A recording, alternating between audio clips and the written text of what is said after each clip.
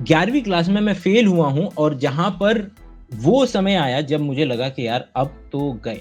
जो व्यक्ति अपने फ़ोन में बैटरी अच्छी रखता है 70-80% रखता है और वैसे ही बैटरी नीचे जाती है तुरंत वो एंग्ज़ियस हो जाता है और चार्जिंग पे लगा देता है।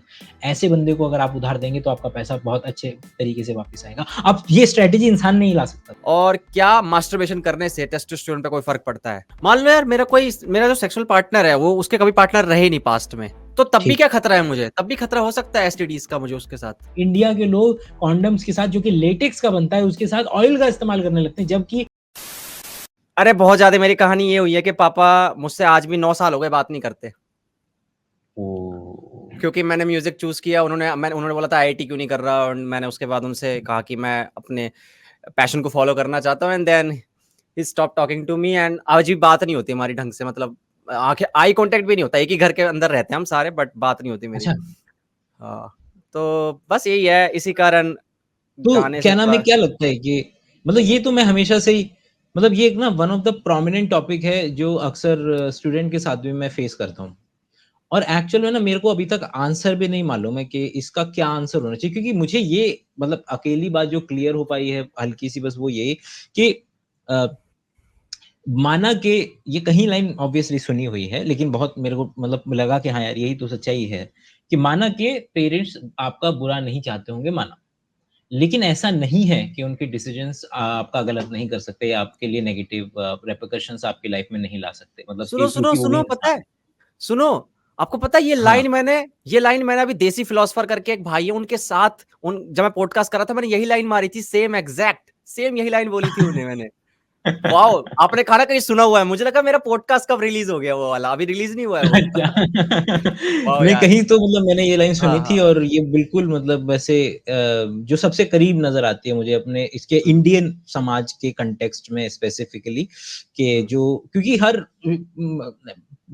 पेरेंटल की भी तो जनरेशन चलती है ना, हर पेरेंटल जनरेशन और उनके बच्चों के साथ एक द्वंद रहता है और जो जिससे हम वाबस्ता हैं, जिससे हम बिलॉन्ग करते हैं उस पर्टिकुलर जनरेशन में ये पर्टिकुलर वाला आइडिया था कि मैं फॉर्च्यूनेट हूँ मतलब क्योंकि फॉर्च्यूनेट हूँ इस पर्टिकुलर में क्योंकि मुझे इस तरीके का चीज़ों का सामना नहीं करना पड़ा। लेकिन ये वो हैं एक्सेप्शंस हैं मेरे को लग रहा है जनरलाइज़्ड वर्ज़न ये है कि जहाँ पर नोइंगली अननोइंगली माँ-बाप अपने जो अपना जो बैगेज है वो अपने बच्चे को दे देते हैं नोइंगली अननोइंगली और उसी से ये मतलब कि जो द्वंद है वो वहाँ से निकलता है। लेकिन इसका क्या किस इसका सॉल्यूशन तो मुझे बिल्कुल भी नहीं पता है। मतलब इसके साथ बस मैं बच्चे को बोलता हूँ कि you have to make a peace with it कि नॉट नेसेसरी के मतलब कि क्योंकि अल्टीमेटली मतलब जो अगर मैं कुछ गल मतलब उसके आस-पास का भी मैं ये बोल पाता हूँ तो बस ये उम्मीद करता हूँ कि अगर तुम अनलेस एंड अंटिल उसमें शायद अगर कुछ बन गए तो शायद वो मतलब कि ब शायद दिल दिल रिग्रेट तो नहीं बट दिल रीथिंक देयर डिसीजन कि क्या वो मैंने अपनी लाइफ में इसको एक ही पर्टिकुलर डायरेक्शन में क्योंकि इसकी क्योंकि हर चीज़ कहीं न कहीं से आ रही है। There has to be a reason behind it कि उनके भी एक्शंस की एक फिलॉसफी एक्सिस्ट करती है, कहीं से आ रही है वो। और वो शायद उस पर्टिकुलर 1980 या अगर वो 60 की पैदाइश हैं मतलब अगर देखा जाए तो लगभग उनका जो पीक रहा होगा वो मतलब 70 और 80 का जो दशक रहा होगा वो रहा होगा उनका। उन्होंने जब अपनी ज़िंदगी देख रहे थे, अपनी ज़िंदगी को सँभाल रहे थे।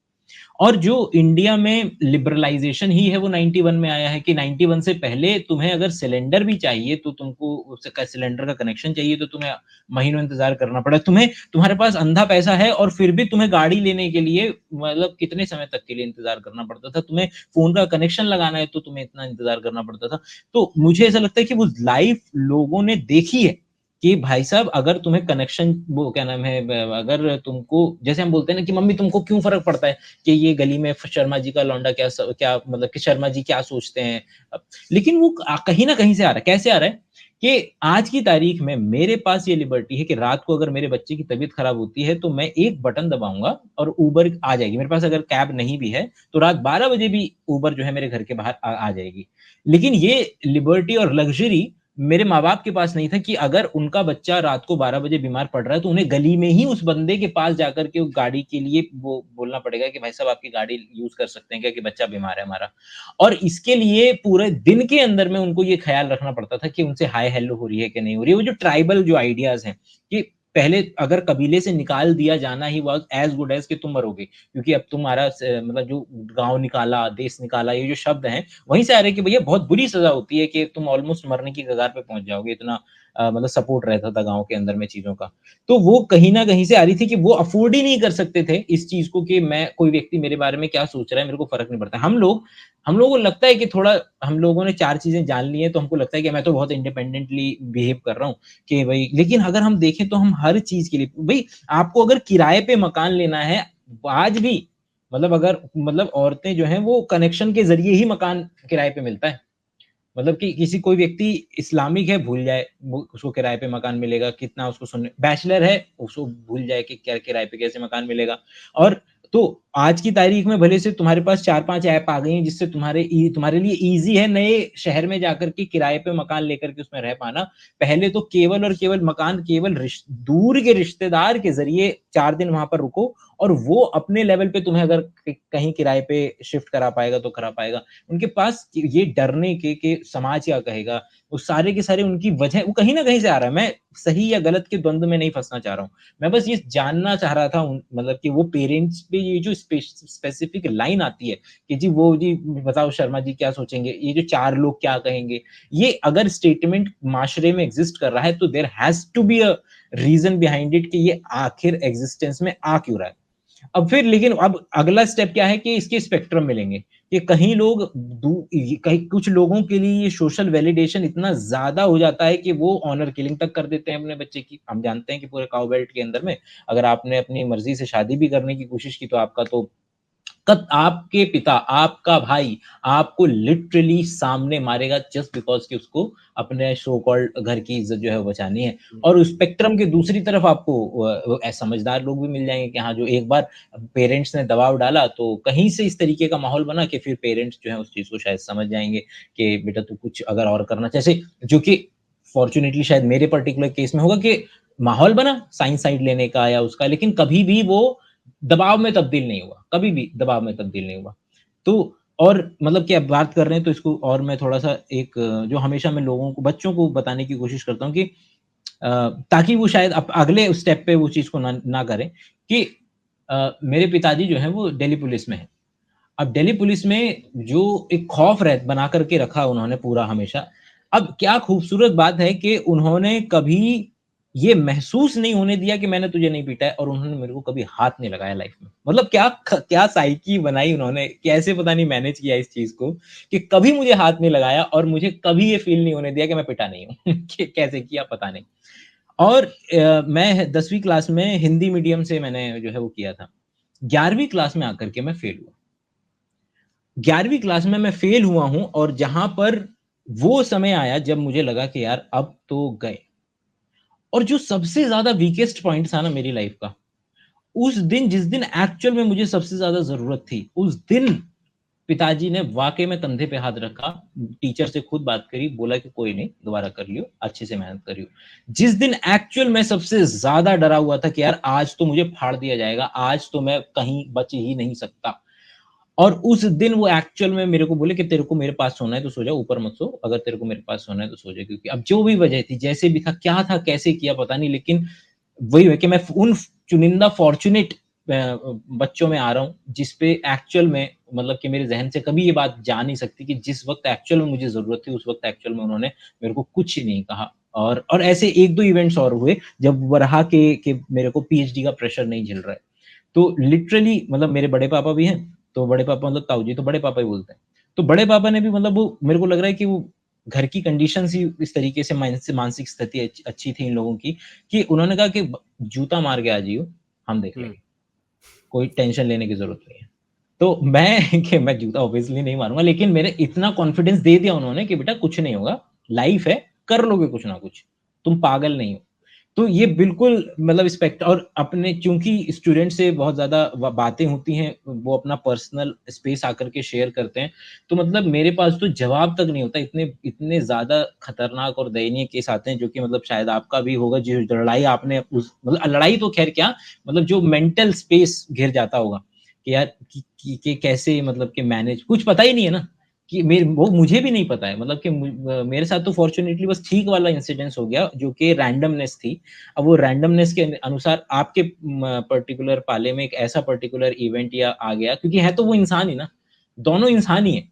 क्योंकि हम भूल जाते हैं अक्सर पेरेंट्स को लेकर के कि वो इंसान नहीं है, तो वही वाली बात कि वो आपके लिए बुरा नहीं चाहते होंगे, माना, लेकिन उनके एक्शंस आपके लिए नेगेटिव नहीं हो सकते, या वो आपका किसी तरीके से गलती से बुरा नहीं कर सकते, ऐसा ज़रूरी नहीं है। क्योंकि अक्सर इंडिया में 3 लोग हैं ना, टीचर, डॉक्टर और पेरेंट्स। ये 3 लोगों को हमने एक पेडेस्टल दिया हुआ है।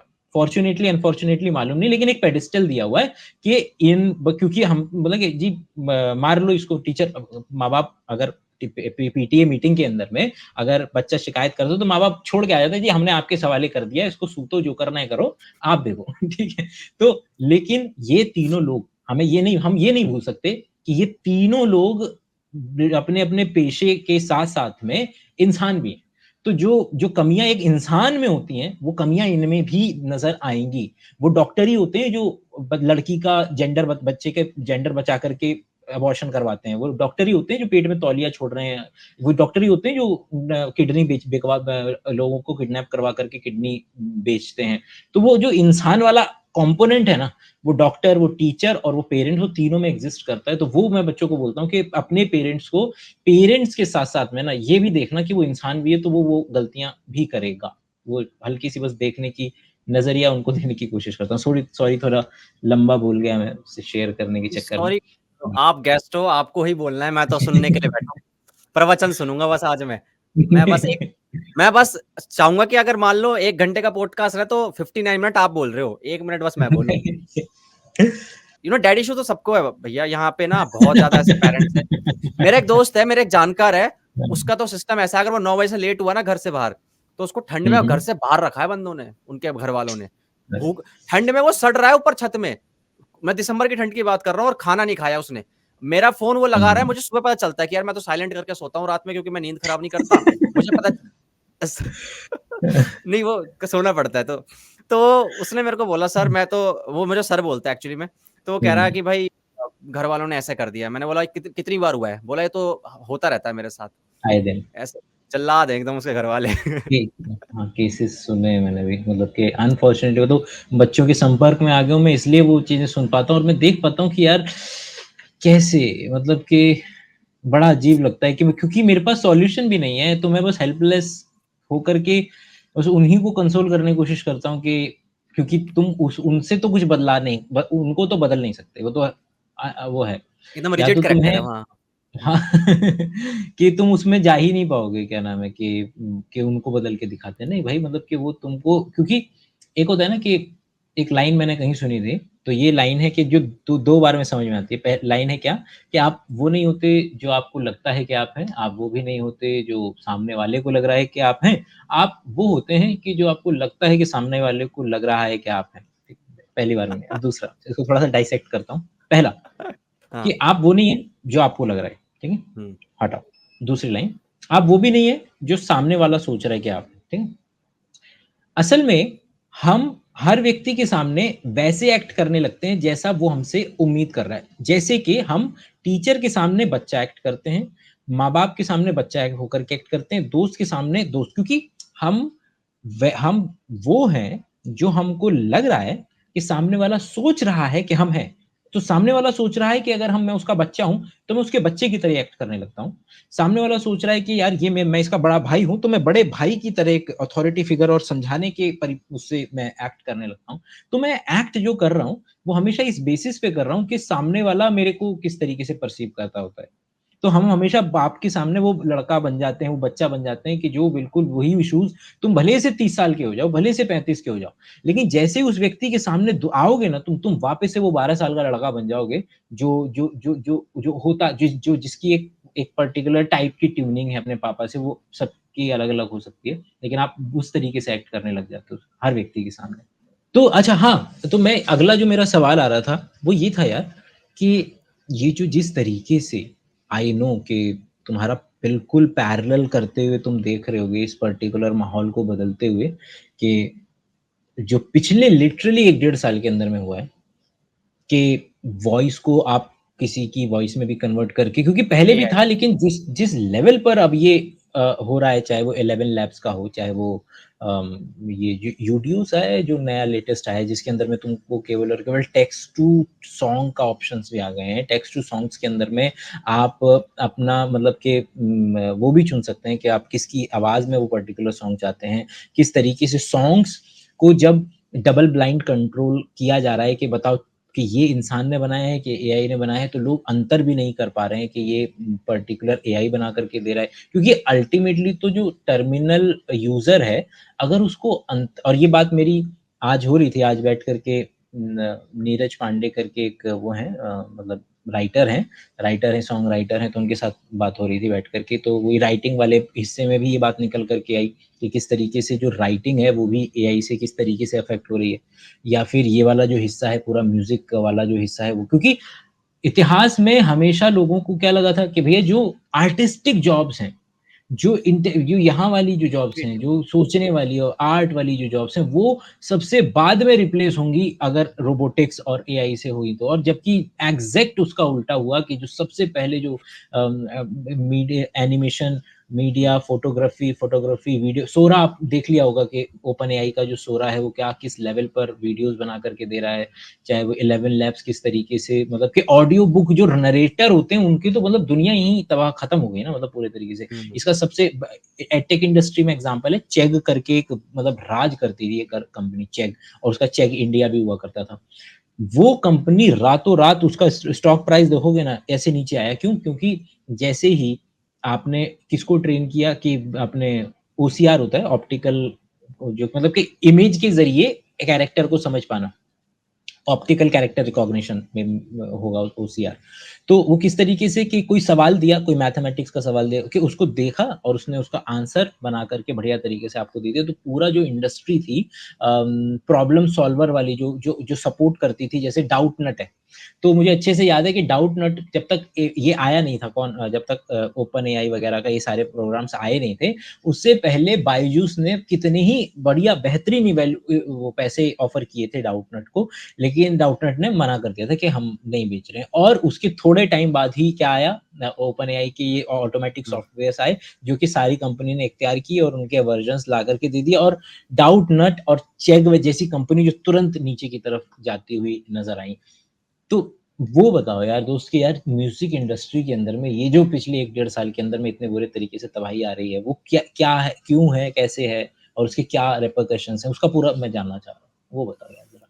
भैया मेरे हिसाब से ना मैंने एआई को तो अभी तक कोई काम करते नहीं देखा। अभी तक मैंने ट्राई खुद नहीं किया है कि एआई में मैंने खुद, क्योंकि एज़ एन आर्टिस्ट मैं ये बोलता भी हूँ कि मेरे आर्टिस्ट को ना हर्ट होगा अगर मैंने एआई का यूज़ किया इन चीज़ों के अंदर। मेरे अंदर के बिज़नेसमैन को मज़ा आएगा क्योंकि उसको जल्दी पैसा मिल जाएगा ये बना के। हुँ, पर मेरे अंदर के आर्टिस्ट को ये हर्ट हो जाएगा।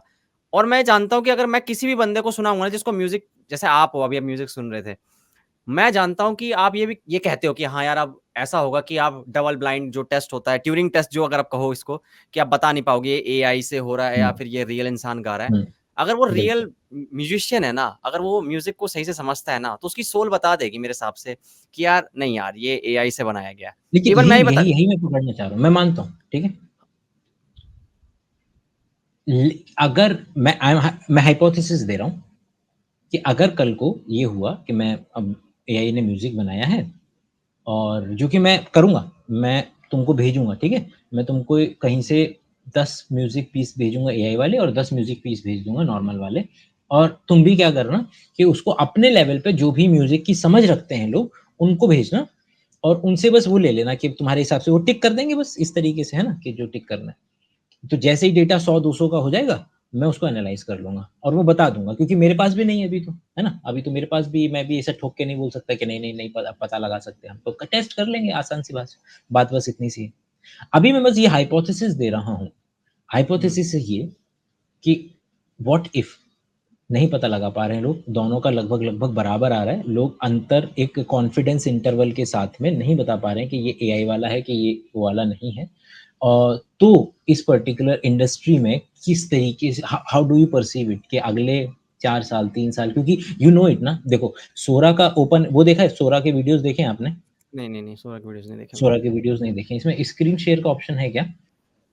तो पॉइंट क्या है कि अभी अभी क्या है कि बिल्कुल जिस तरीके से एज़ अ वीडियो तो तुम देखते हो, तो तुमको अगर बताओ कि अगर मैं दिखाऊँ, ये वीडियो दिखाऊँ और एक लिटरली एक किसी बंदे ने डॉक्यूमेंट्री की हुई हो, अंतर बता पाओगे कि ये एआई का है या नहीं? नहीं। नहीं, तो मेरे नहीं, हिसाब नहीं। से ये सेम चीज़ होने वाली है किसके लिए? गाने के साथ म्यूज़िक भी के होगी लिए। ये, बिल्कुल, बिल्कुल, बिल्कुल होगी। सेम। सही। अब प्रॉब्लम मालूम है क्या है?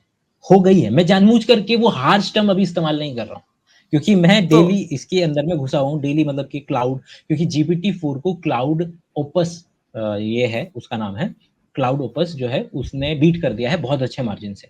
तो मैं भी मतलब दोनों है मेरे पास प्रो वाले, चैट जीपीटी प्रो भी है और ओपस प्रो भी है, और मैं देख पा रहा हूँ मतलब कि एज़ अ एंड यूज़र मैं वो देख पा रहा हूँ अंतर के, क्योंकि कल को बात आएगी एंड यूज़र पे।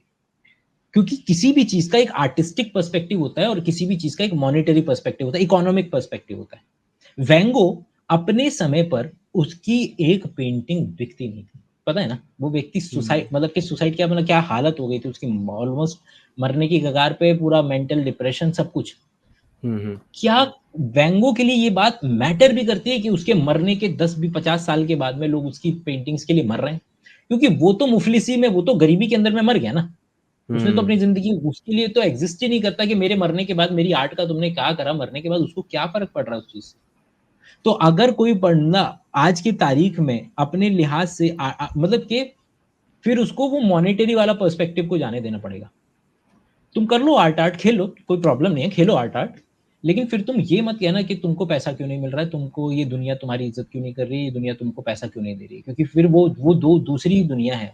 क्योंकि जहाँ पैसा बह रहा है, उसके आस-पास खड़े होगे तो तुम्हें बहुत पैसा मिल जाएगा। जैसे कि मैं ये बहुत कॉमन स्टेटमेंट देता हूँ, जैसे कि ये लोग हैं, एक बंदा मैथ में पोस्ट डॉक कर रहा है, ठीक है? मैथ में पोस्ट डॉक कर रहा है, जिस लेवल पर वो स्टैटिस्टिक्स प्रोबेबिलिटी का जो इस्तेमाल करता है, as compare to cut to India के अंदर में कोई एक ऐरा-गैरा सीए है।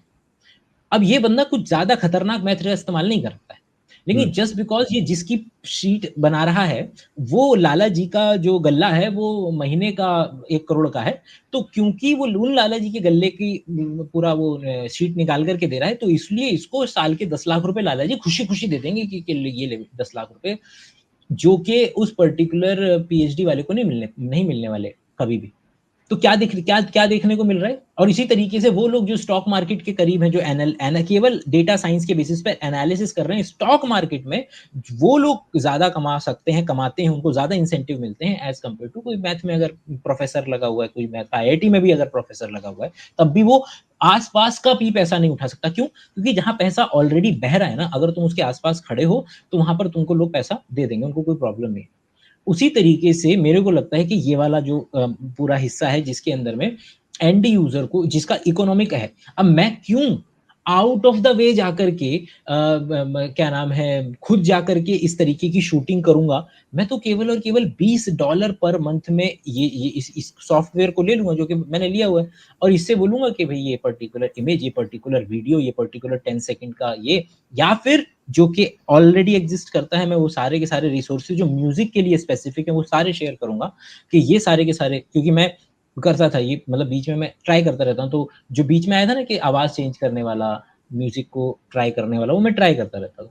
तो वो सारे लिंक्स मैं शेयर करता हूँ, क्योंकि ये फैक्ट है, हम नज़रें घुमा लें या नज़रें रख लें, क्योंकि तुम भले से कितना भी बेहतरीन म्यूज़िक बना लो, क्योंकि उसको जो फ़िल्म का प्रोड्यूसर है, अगर उसको पता चल रहा है कि यार $20 में मैं पूरी फ़िल्म का म्यूज़िक जो है वो बना सकता हूँ, या फिर जो लोग पहले वो, या फिर अगर मान लिया कि वो ए आर रहमान को ले रहा है, ठीक है। हुँ, हुँ। लेकिन वो सभी लोग जो इंडी मूवीज़ बनाते थे और ढूँढते थे कि यार कहीं छोटा कोई मेरे को म्यूज़िक म्यूज़िक बनाने वाला या बन मिल जाए, वो लोग तो बोलेंगे कि भैया मैं क्यों किसी बंदे की तलाश करूँ, अगर लोग पहचान ही नहीं पा रहे हैं कि ये पर्टिकुलर हुँ, म्यूज़िक कहाँ से आ रहा है। तो क्योंकि अब तो बात आ गई है लोगों के आईपी, उस पे लड़ाइयाँ शुरू हो गई हैं। कि भई आज की तारीख में आप जानते हो कि भई किस तरीके से अभी गाने आते हैं, आप मोहम्मद रफ़ी की आवाज़ में सुन रहे हो। वो सेम गाना अभी का गाना है, जो मोहम्मद रफ़ी ने कभी गाया भी नहीं है। लेकिन वो अब इस इंटेलेक्चुअल प्रॉपर्टी, क्योंकि ये पर्टिकुलर क्वेश्चन में इतिहास में कभी एक्सिस्ट ही नहीं करा, क्योंकि ये क्वेश्चन कभी आया ही नहीं था ना कि मोहम्मद रफ़ी की आवाज़ में गाना अगर मोहम्मद रफ़ी गा रहे हैं, तो उसका पैसा उन एक हिस्सा जो है हमेशा उनको जाएगा। लेकिन ये कभी इतिहास में क्वेश्चन आया ही नहीं कि मोहम्मद रफ़ी की आवाज़ का अगर कोई दूसरा बंदा गाना गा दे, तो उसका पैसा जो है वो किसको जाएगा? वो इस बंदे को जाएगा कि वो मोहम्मद रफ़ी को जाएगा? जो कि अब क्वेश्चन नए क्वेश्चन उभर करके आ रहे हैं, जो कि पूरी की पूरी इसमें हुआ जो हमारी बायोटेक की इंडस्ट्री है उसके अंदर में हुआ कि भई अब आज की तारीख में हम पहले लोग बोलते थे कि बच्चा जो है ऊपर वाले की देन है, इसमें तो आदमी क्या ही कर सकता है और भई अब ऊपर वाले से आप प्रार्थना कर लें तो आपको बच्चा नसीब हो तो हो जाए। लेकिन भाई इंसान ने क्या करा? इंसान ने तो आईवीएफ उठा दिया ना। इंसान ने हुँ। आईवीएफ क्या इंसान ने तो क्रिस्पर-कैस तक उठा दिया कि जहाँ पर वो आपके बच्चे की आँखों का रंग, उसकी हाइट, उसके मेंटल कैपेसिटी, उसकी हाइट सब कुछ वो बदलने की क्षमता रखता है। लेकिन अब क्वेश्चन बस इस लेवल पे आकर अटक गया है कि करें कि ना करें? एथिक्स पे आकर के अटक गया है केवल और केवल। अब हुँ। यही पर्टिकुलर एथिक्स खेलेंगे हम किसके अंदर में ये वाली जो नई दुनिया खुल रही है हमारी म्यूज़िक के अंदर में, वीडियो के अंदर में क्योंकि आप यकीन माने भाई मेरे को रेडिट पर मैसेजेस आए हैं मैं भी दिखा दूँगा कि मैंने बीच में क्योंकि मेरे पास तो प्रो वर्ज़न था उसका तो मैं जो बीच-बीच में अपनी कुछ इमेजेस उससे बनवाता था। मतलब मैं एआई इमेज जनरेट और बनवा कर के मैं इस्तेमाल कर रहा था। लोग मुझे पर्सनल मैसेज कर रहे हैं कि भाई आप ये प्लीज़ इस्तेमाल ना करें, हमको वो मतलब कि काम नहीं मिल रहा है। ये रेडिट पे मैसेजेस आ रहे हैं। बताओ क्या यार। लेकिन यार घोड़ा मैं वही वाली बात कि घोड़ा कितना भी रोले अगर वो क्या नाम है इट्स लाइक कि जो एक्जिस्टिंग जो माहौल चल रहा है उसके अंदर में डिस्टर्बेंसेस आ रही हैं, थोड़ा-सा समय आगे बढ़ेगा, नई तरीके की जॉब्स क्रिएट होंगी क्योंकि भई जब तक घोड़ा था, तब तक हो सकता है घोड़े को घास खिलाने वाला प्रोटेस्ट पे आ जाए कि भाई साहब अगर गाड़ियाँ आ गई और घोड़े हुँ। कम हो गए, तो घोड़े कम हो जाएँगे तो घोड़े का जो घास खिलाने वाला बिज़नेस है वो भी नीचे जाएगा और मेरे बच्चे भूखे मरेंगे, आप प्लीज़ गाड़ी मत खरीदिए। ठीक है, वैलिड। लेकिन हमने क्या देखा कि जैसे ही ये चीज़ आगे बढ़ी, तो फिर क्या हुआ कि नए मैकेनिक, पेंटिंग करने वाले, गाड़ी को बनाने वाले, उसके नई तरीके की जॉब्स माशरे में आई, है ना? वही अब क्या है कि डिस्टर्ब हो रहा है माहौल। बिल्कुल अब हम उस पर्टिकुलर एक नए फ़ेज़ में दाखिल हो रहे हैं, जहाँ पर माहौल डिस्टर्ब होता हुआ नज़र आ रहा है कि जो एक्जिस्टिंग जो नोशंस बने हुए थे, एक्जिस्टिंग जो जॉब्स थी, वो चैलेंज हो रही हैं। आपके मतलब कि पूरे के पूरे लोगों ने सब मैं पिछली बार भी मैंने जैसे ज़िक्र किया था डॉक्टर वाली पोज़ीशन को लेकर के कि किस तरीके से हुँ। मेडिसर्च आयु हो गया या फिर वकीलों की भी आ गई है, कि आप उसको क्या करें, आप उसको पूरा का पूरा इंडियन कॉन्स्टिट्यूशन और इंडिया के जितने भी केस स्टडीज़ हुई हैं, वो सारी केस स्टडीज़ आप उसको मतलब मतलब डेटा सबमिट कर दीजिए उसको और वो उसको आप अपनी प्रॉब्लम बोलिए और सोचिए कि वो इतनी सारी लाखों केस स्टडीज़ में से आपको वो एक्चुअल में इतने बेहतरीन पॉइंट देगा कि आप क्या कौन ही मतलब सुप्रीम कोर्ट का लॉयर होगा जिसको इतने सारे केसेस याद होंगे और लोग पैसा भी उसी का खाते थे। अरे! इनको याद है कि फला-फला हुँ, केस हुआ हुँ। था और वहाँ से रेफरेंस दिया इन्होंने और इस केस को जीत के दिखा दिया। और अब तो अब वो पर्टिकुलर काम कौन कर रहा है? वो पर्टिकुलर काम आपका आपकी जेब में बैठा होगा वो और वो छोड़ो भाई मैं मेरे को एक बात करनी थी मतलब किसी व्यक्ति से, तो मैंने क्या करा कि जो उसका मोबाइल एप्लीकेशन जो चैट जीपीटी 4 की मोबाइल एप्लीकेशन है, उसमें ऑडियो और मतलब कि बात करने का ऑप्शन आ गया है। उसमें आप क्या करो, उसमें बस सिंपल क्लिक करो। आप याद है हर मूवी याद है हर मूवी के हाँ, अंदर में वो हाँ, बाहर से वाली जो ना बात जॉनी फ़ोनिक्स की। हाँ, हाँ, या हाँ, कि फिनिक्स वाली और हाँ। तो जो आवाज़ है वो उसकी है ब्लैक विडो समांता की। की है, पता नहीं कौन है वो अरे वो है हाँ, मतलब जो samantha है उसमें बन ब्लैक विडो नताशा जो बनती है। नताशा है क्या हाँ, नाम है ब्लैक उसका? Widow Black window. हाँ, ब्लैक विडो की ब्लैक है वो, विडो हाँ।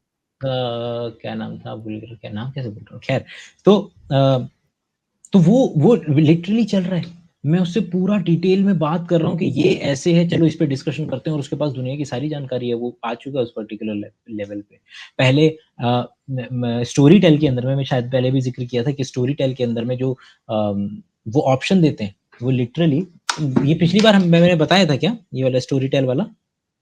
कि अ, किस तरीके से मतलब अब सोचो कि वो लोग जो नरेट करते हैं, जो अपने केवल और केवल कंठ उनके पास अकेली चीज़ थी जिसकी वज़ह से वो पैसा कमा सकते थे, है ना? अब ये देखो कि अब ये स्टोरी टेल ऑडिबल की तरह है, स्वीडन की कंपनी है, इसके ऊपर भी वो सारी सारी किताबें मतलब मिल जाती हैं आपका बस अंतर ये है कि ऑडिबल पे आपको हर एक बुक का पैसा देना पड़ता है, इस पे 4000 साल का देना पड़ता है और वो आप उसकी पूरी लाइब्रेरी आप इसकी ऑडियो बुक की एक्सेस कर सकते हैं।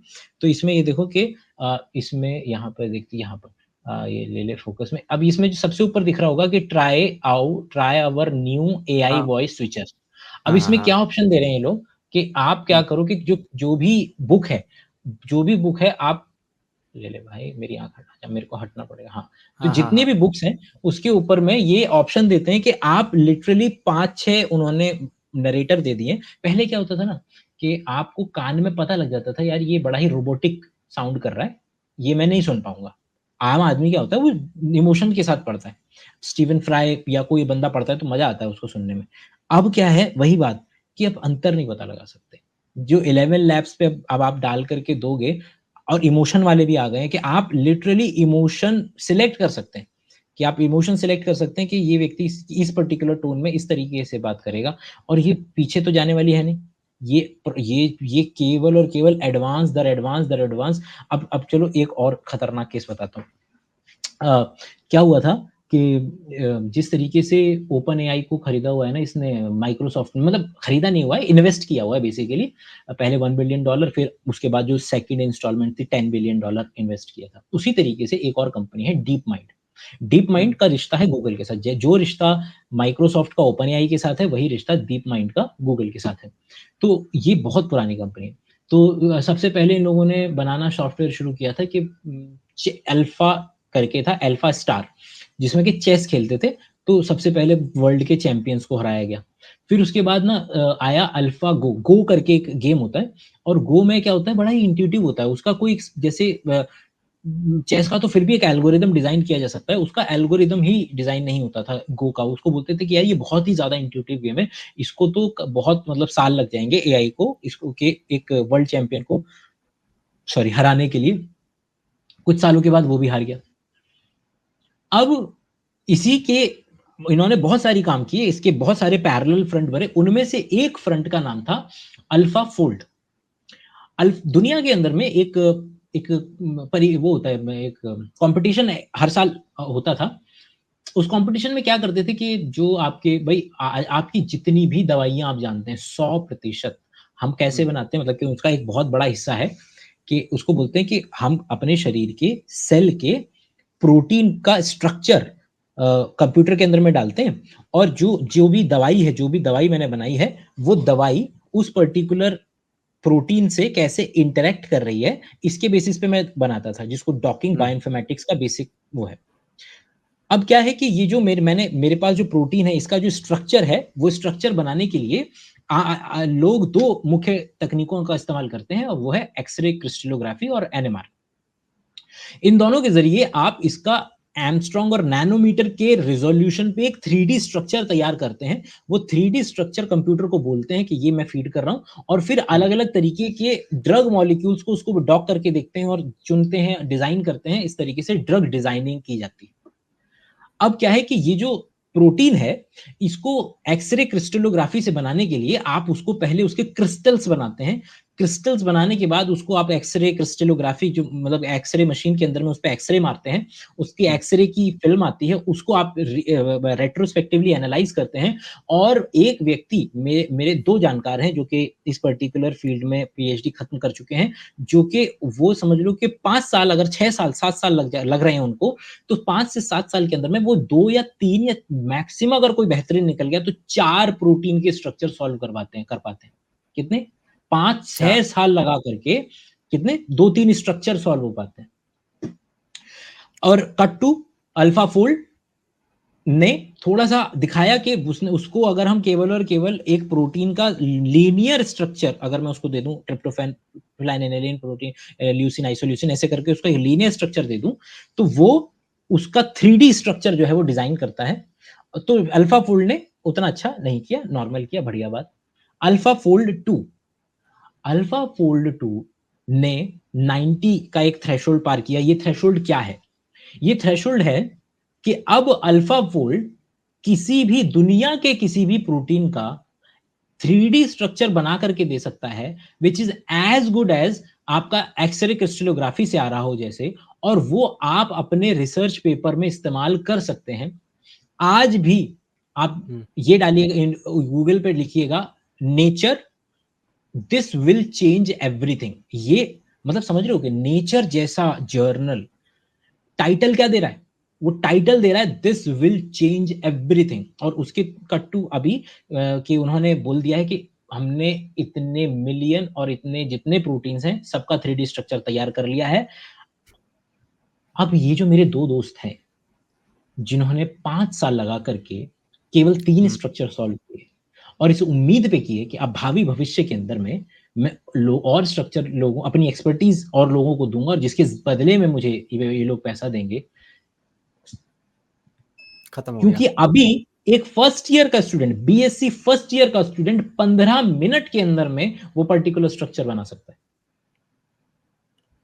अब ये दोनों बंदे चाहे जितना मर्जी चिल्ला लें कि भाई हमने तो इतनी मेहनत की थी, हमने तो ये किया था, हमने तो वो किया था, इनको तो पिवट, इनको कुछ ना कुछ ऐड करना ही पड़ेगा अपने आर्सेनल के अंदर में कि यार अब मैं क्या करूं कि मेरे को दूसरी पर्टिकुलर टाइप की जॉब्स, या मुझे कुछ तो रीथिंक करना पड़ेगा, मुझे कुछ तो इसके अंदर में, या तो मैं इसी के डेटा साइंस वाले पोर्शन में चला जाता हूँ कि मेरे को पता है कि डॉकिंग क्या होती है, इंटरेक्शंस क्या होती है, तो वो मैं चलो कुछ करता हूँ, कुछ एंटरटेन करता हूँ। तो चाहे जितना मर्जी जो स्टॉक इमेजेस बनाते थे या स्टॉक वीडियो फुटेज बनाते थे, वो लोग चाहे जितना मर्जी रो लें उस घोड़े के चारे वाले व्यक्ति की तरह, वक्त बदलेगा तो बदलेगा, क्योंकि जो सभ्यता है वो इमोशन पे नहीं चल रही है ना, वो तो रौंदती हुई चलती है। अगर किसी कंपनी को कम पर्टिकुलर पैसे के अंदर में वो पर्टिकुलर एआई की मदद से वो अगर अपना पैसा कम उसका अगर लग रहा है, तो वो कम पैसे की तरफ जाएगी, उसको नहीं, कैपिटलिज्म को नहीं फर्क पर चमकता है, सोशलिस्ट सोसाइटी नहीं है, ज्यादातर सोसाइटी कैपिटलिज्म की तरफ जाएगी और जहां कम पैसा है वो उसको एंटरटेन करने की कोशिश करेगी। थोड़ा सा मतलब काफी देर बोला इस पे मैं, मगर मैं वो सारे लिंक्स, वो सारी चीजें मैं आज शेयर करूंगा। 1 मिनट रुको, आप एआई से बनाए हुए तो नहीं हो ना? आप सही हो ना अंकित में? सच्ची में देखिए अंकित हो मैंने ना वो आप? प्रोसेस में स्टैंडर्डाइज कर रहा हूँ, ये प्रोसेस भी मैं स्टैंडर्डाइज कर रहा हूँ।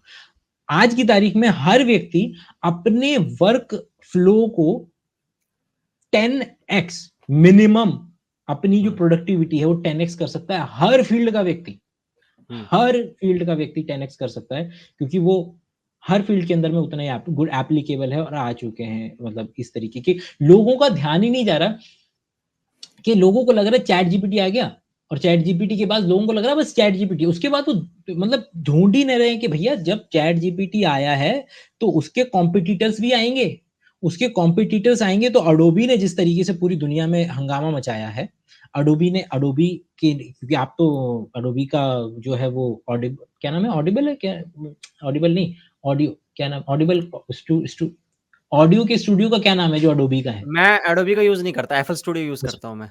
वो फ्रूटी ठीक, लूप्स है, लेकिन दूसरी जो भी है कंपनी। अडोबी ने भी पिछले कुछ सालों के अंदर में अंधा पैसा एआई के अंदर में लगाया है अपने और उसके ऑडियो वाले सॉफ्टवेयर्स के ऊपर में भी, जिस तरीके की वो दे रहे हैं कि आप मैं आपकी और मेरी कन्वर्सेशन हुई है पूरी की पूरी, है ना, और उसके अंदर में मेरे मुंह से कुछ एक पर्टिकुलर वर्ड निकल गया, वो बस मेरे को वो उसका ट्रांसक्रिप्ट जनरेट करेगा। उस ट्रांसक्रिप्ट में मान लो मैंने कहीं बीच में फक बोल दिया था, तो फक को मैं हटा करके लक मैं उसको चेंज कर दूंगा, वो हो जाएगा और मेरी ही आवाज में होगा, किसी और की आवाज में नहीं होगा। और इस तरीके से बहुत सारी चीजें जो है वो चेंज हो, मतलब ऐसा नहीं है। और ये जो मेरा मानना है, अब जो सेकेंडरी चीज आएगी वो आएगी आप किससे वो करते हैं, मतलब कि कनेक्शन किससे फील करते हैं, अब कनेक्शन पे बात आ जाएगी। अब कल को भले से कनेक्शन मतलब वो इमोशनल इंटीमेसी। व्यक्ति की, कल को भले से एआई जाकिर खान से अच्छे कंटेक्चुअल चुटकुले लिखने लगे और मैं जाकर के स्टेज पर वो चुटकुले सुनाऊं, पब्लिक उतना पागल नहीं हो सकती जितना कि वो वाबस्ता है, जितना लिंक वो उससे कनेक्शन जिस लेवल पर जाकिर खान से लोगों का फील है, वो व्यक्ति नॉर्मल को भी, क्योंकि उस व्यक्ति के साथ बात कर करके उसको आपने अपने जहन में बिठा बिठा करके इतना अच्छे से कंटेक्स्ट बना लिया है कि कल को वो मीडियोकर लाइन भी बोलेगा तो भी आपको बहुत मजा आ जाएगा, क्योंकि आप उससे कनेक्शन आपका बन चुका है उस लेवल पे। वो बिल्कुल उस तरीके से जिस तरीके से आपके उस दोस्त की बात पे आप पेट पकड़ के जमीन पे हंसते रहते हैं, और जो नया दोस्त होता है बोलता है यार ये क्यों इतना हंस रहे, क्योंकि आप दोनों का एक पास्ट है, एक कनेक्शन है, जिसके बेसिस पर वो आप बस आंख दिखा करके भी एक दूसरे को मतलब लोट लोट करके हंस सकते हैं।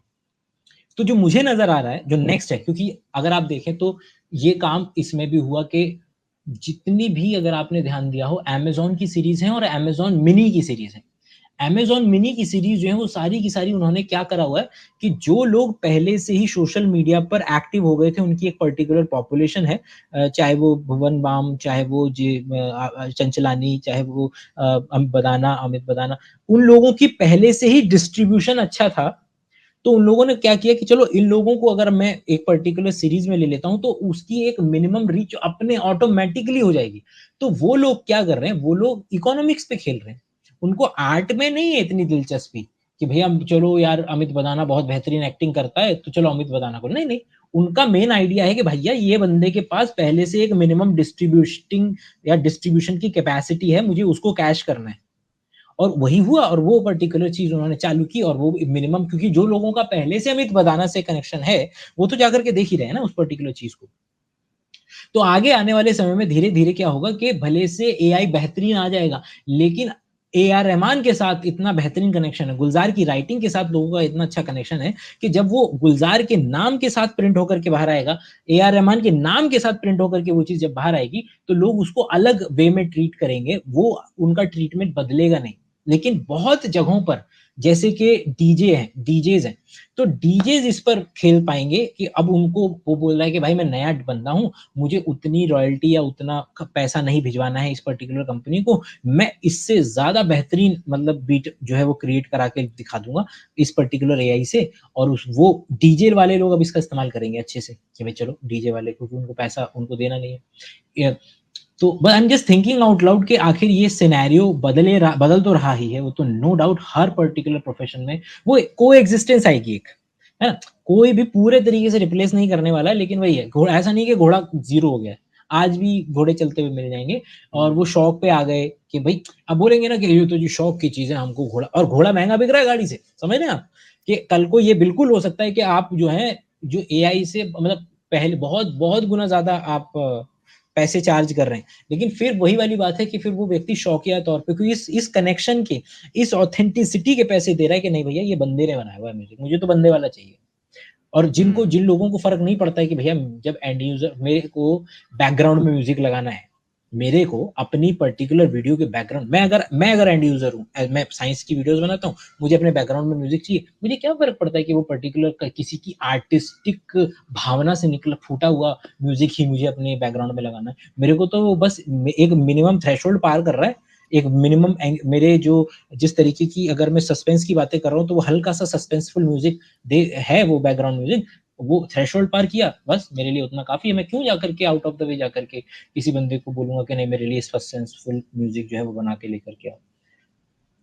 तो बस मैं इसलिए मैं आपसे जानना चाह रहा था, मतलब कि मैं ज्यादा बोल गया, सुनना ज्यादा चाह रहा था मैं कि इस आज पर्टिकुलर मुझे लग रहा है बायोशाला नहीं एआई शाला कोई आया हुआ वो है। अलग अलग उसमें तो बस इंटरेस्ट है, इसलिए मतलब उसका वो हाँ, है नहीं, मैं समझ गया, पार्ट तभी है। मैं समझ गया, आपकी आँखों में चमक दिख रही थी मुझे जब आप बात कर रहे थे।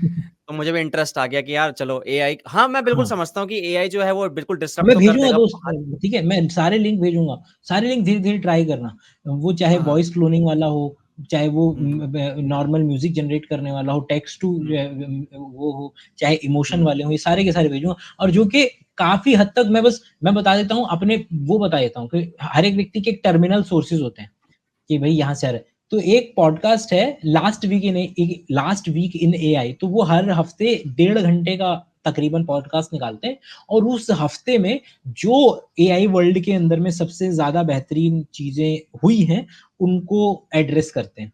और मैं बस ये करता हूँ कि उन पर्टिकुलर चीजों को जाता हूँ और क्रॉस चेक करता हूँ कि अच्छा ये ऐसा था, ये वाली चीज आई हुई है, ये चीज आई हुई है। वरुण माया इंडिया के अंदर में नंबर 1 पे हैं, जो कि एआई न्यूज जो है वो फैला मतलब देते हैं। और 2-3 इसी तरीके के पॉडकास्ट और हैं। और 100x जो कि उन्हीं के अम्ब्रेला के अंदर में आता है, 100x करके एक चैनल है, वो भी ये इन्फॉर्मेशन शेयर करते हैं। तो वही है कि बस वो जो इन्फॉर्मेशन शेयर करते हैं, मैं बस वापस जाकर के उसको रिविजिट जरूर करता हूँ कि अच्छा चलो जरा एक बार इसको हाथ मार करके देखते हैं कि कैसा, क्योंकि ये तो मुझे पक्का पता है कि बिल्कुल जिस तरीके से 90s के अंदर में कोई भी पेरेंट ये बोल सकता था कि भैया कंप्यूटर तो नहीं जाने वाले है ना, इंटरनेट तो कहीं नहीं जाने वाला है ना, उसी तरीके से आज हर व्यक्ति अगर जिसको थोड़ा सा भी ज्ञान है वो ये बोल सकता है ना भाई एआई तो कहीं ऐसा तो नहीं है ना, 15 साल के बाद में सब लोग बोल देंगे अरे बड़ा एआई हो गया चलो खत्म करते हैं, नहीं हो रहा ना, वो हुँ। बढ़ना ही है, वो ऊपर ही जाना है। तो उसको उसको इग्नोर करके आगे बढ़ा ही नहीं जा सकता, उसको साथ में लेना ही पड़ेगा। तो मैं शेयर वास्तव करता हूँ में सारे लिंक। या बिल्कुल करना करना। आज मैं सवाल पूछने आया था लेकिन यहाँ तो मुझे एआई का ज्ञान मिल गया। बात है वो तो बात निकली तो दूर नहीं, की नहीं, दूर बिल्कुल, तक अच्छी बिल्कुल। नहीं अरे जाएगी। कोई नहीं, अब इसका टाइटल ही मैं डालने वाला हूँ, चिल सेशन विद बायोशाला। नहीं तो अगर उनको मैं ये लिखूँगा ना कि भाई आज हम बायोलॉजी की बात करने वाले हैं, तो वो भाई सोचेंगे 1 नहीं घंटे नहीं तो हाँ एआई देखो का एक्चुअल में हमने बात ही उसकी हाँ, की है कि जिस तरीके से क्या हुआ कि एक सॉफ्टवेयर डिजाइन किया था हबल या किसी के लिए कि जिससे हम पर्टिकुलर तारा का डिटेक्ट कर पाए कि ये पर्टिकुलर जो तारा है वो इस पर इतनी पर्टिकुलर दूरी पर है, इस तरीके से उसकी जानकारी ले पाए। अब यही एल्गोरिदम यही पर्टिकुलर और ये एआई के तरीके से, क्योंकि मशीन ये शब्द जो है मशीन लर्निंग और एआई में ना, मशीन लर्निंग में ये आ जाता है कि हमको खुद नहीं पता है कि इसने ये कैसे किया, हम उसको केवल डेटा वगैरह सप्लाई करते हैं और वो खुद से एक स्ट्रैटेजी इजाद कर सकता है। हमने उसको अगर बोल दिया ना केवल और केवल एक देखना 60 मिनट्स आता है, बड़ा फेमस है 60 मिनट्स। तो 60 मिनट्स के अंदर में एआई का एक वो था जिसके अंदर में रोबोट्स थे और उनको बोला कि भैया उनको बस एक टर्मिनल लाइन दी थी कि ये बॉल जो है वो उस पर्टिकुलर गोल में जानी चाहिए। छोटे-छोटे एआई छोटे-छोटे रोबोट्स हैं जो कि फुटबॉल खेल रहे हैं। और वो इतनी खतरनाक स्ट्रैटेजीज़ जो है वो इजाद कर रहे थे जो कि हमने उनको बताई ही नहीं है। जिसमें से एक बड़ा कॉमन एग्ज़ाम्पल है कि किस तरीके से मतलब इसी पर्टिकुलर रेल्म का एग्ज़ाम्पल है। पूरे अच्छे तरीके से याद नहीं है लेकिन उसका जिस्ट मैं बता रहा हूँ कि पूछा गया कि भैया 2 सबसे बड़े पैसा 2 जगह सबसे ज़्यादा बहता है। एक है ऐड में और दूसरा है कि इंश्योरेंस वाली और बैंकिंग।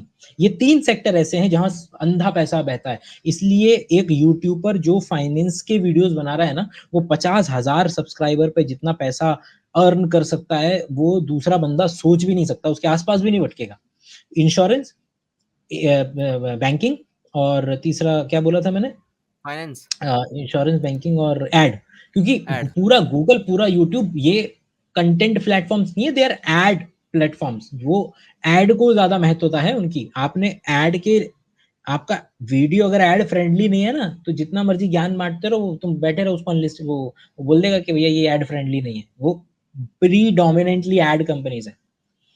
तो उसी तरीके से क्या किया गया था? अरे वाह! पूरी की पूरी रीज़निंग वो खत्म हबल गायब का हो बता गई रहे है। थे ना आप कौन-सी का? वो एक हाँ, ऐप बता रहे थे हाँ, मैं उसमें ये दूरी बता बता रहा था कि देता है। अच्छा हाँ, याद आ गया कि किस तरीके से एक पर्टिकुलर यही मैं मशीन हाँ, वहाँ से आया था मैं मशीन लर्निंग वाले पे कि मैं बता रहा था कि मशीन लर्निंग में कई केसेज़ में हमें ये भी नहीं पता है कि ये पर्टिकुलर काम कैसे कर रहा है, ये डिटेक्ट कैसे कर पा रहा है। उसमें से ये था कि किस बंदे को लोन दे या जाए कि वो उसके वापस करने की संभावना सबसे ज़्यादा हो।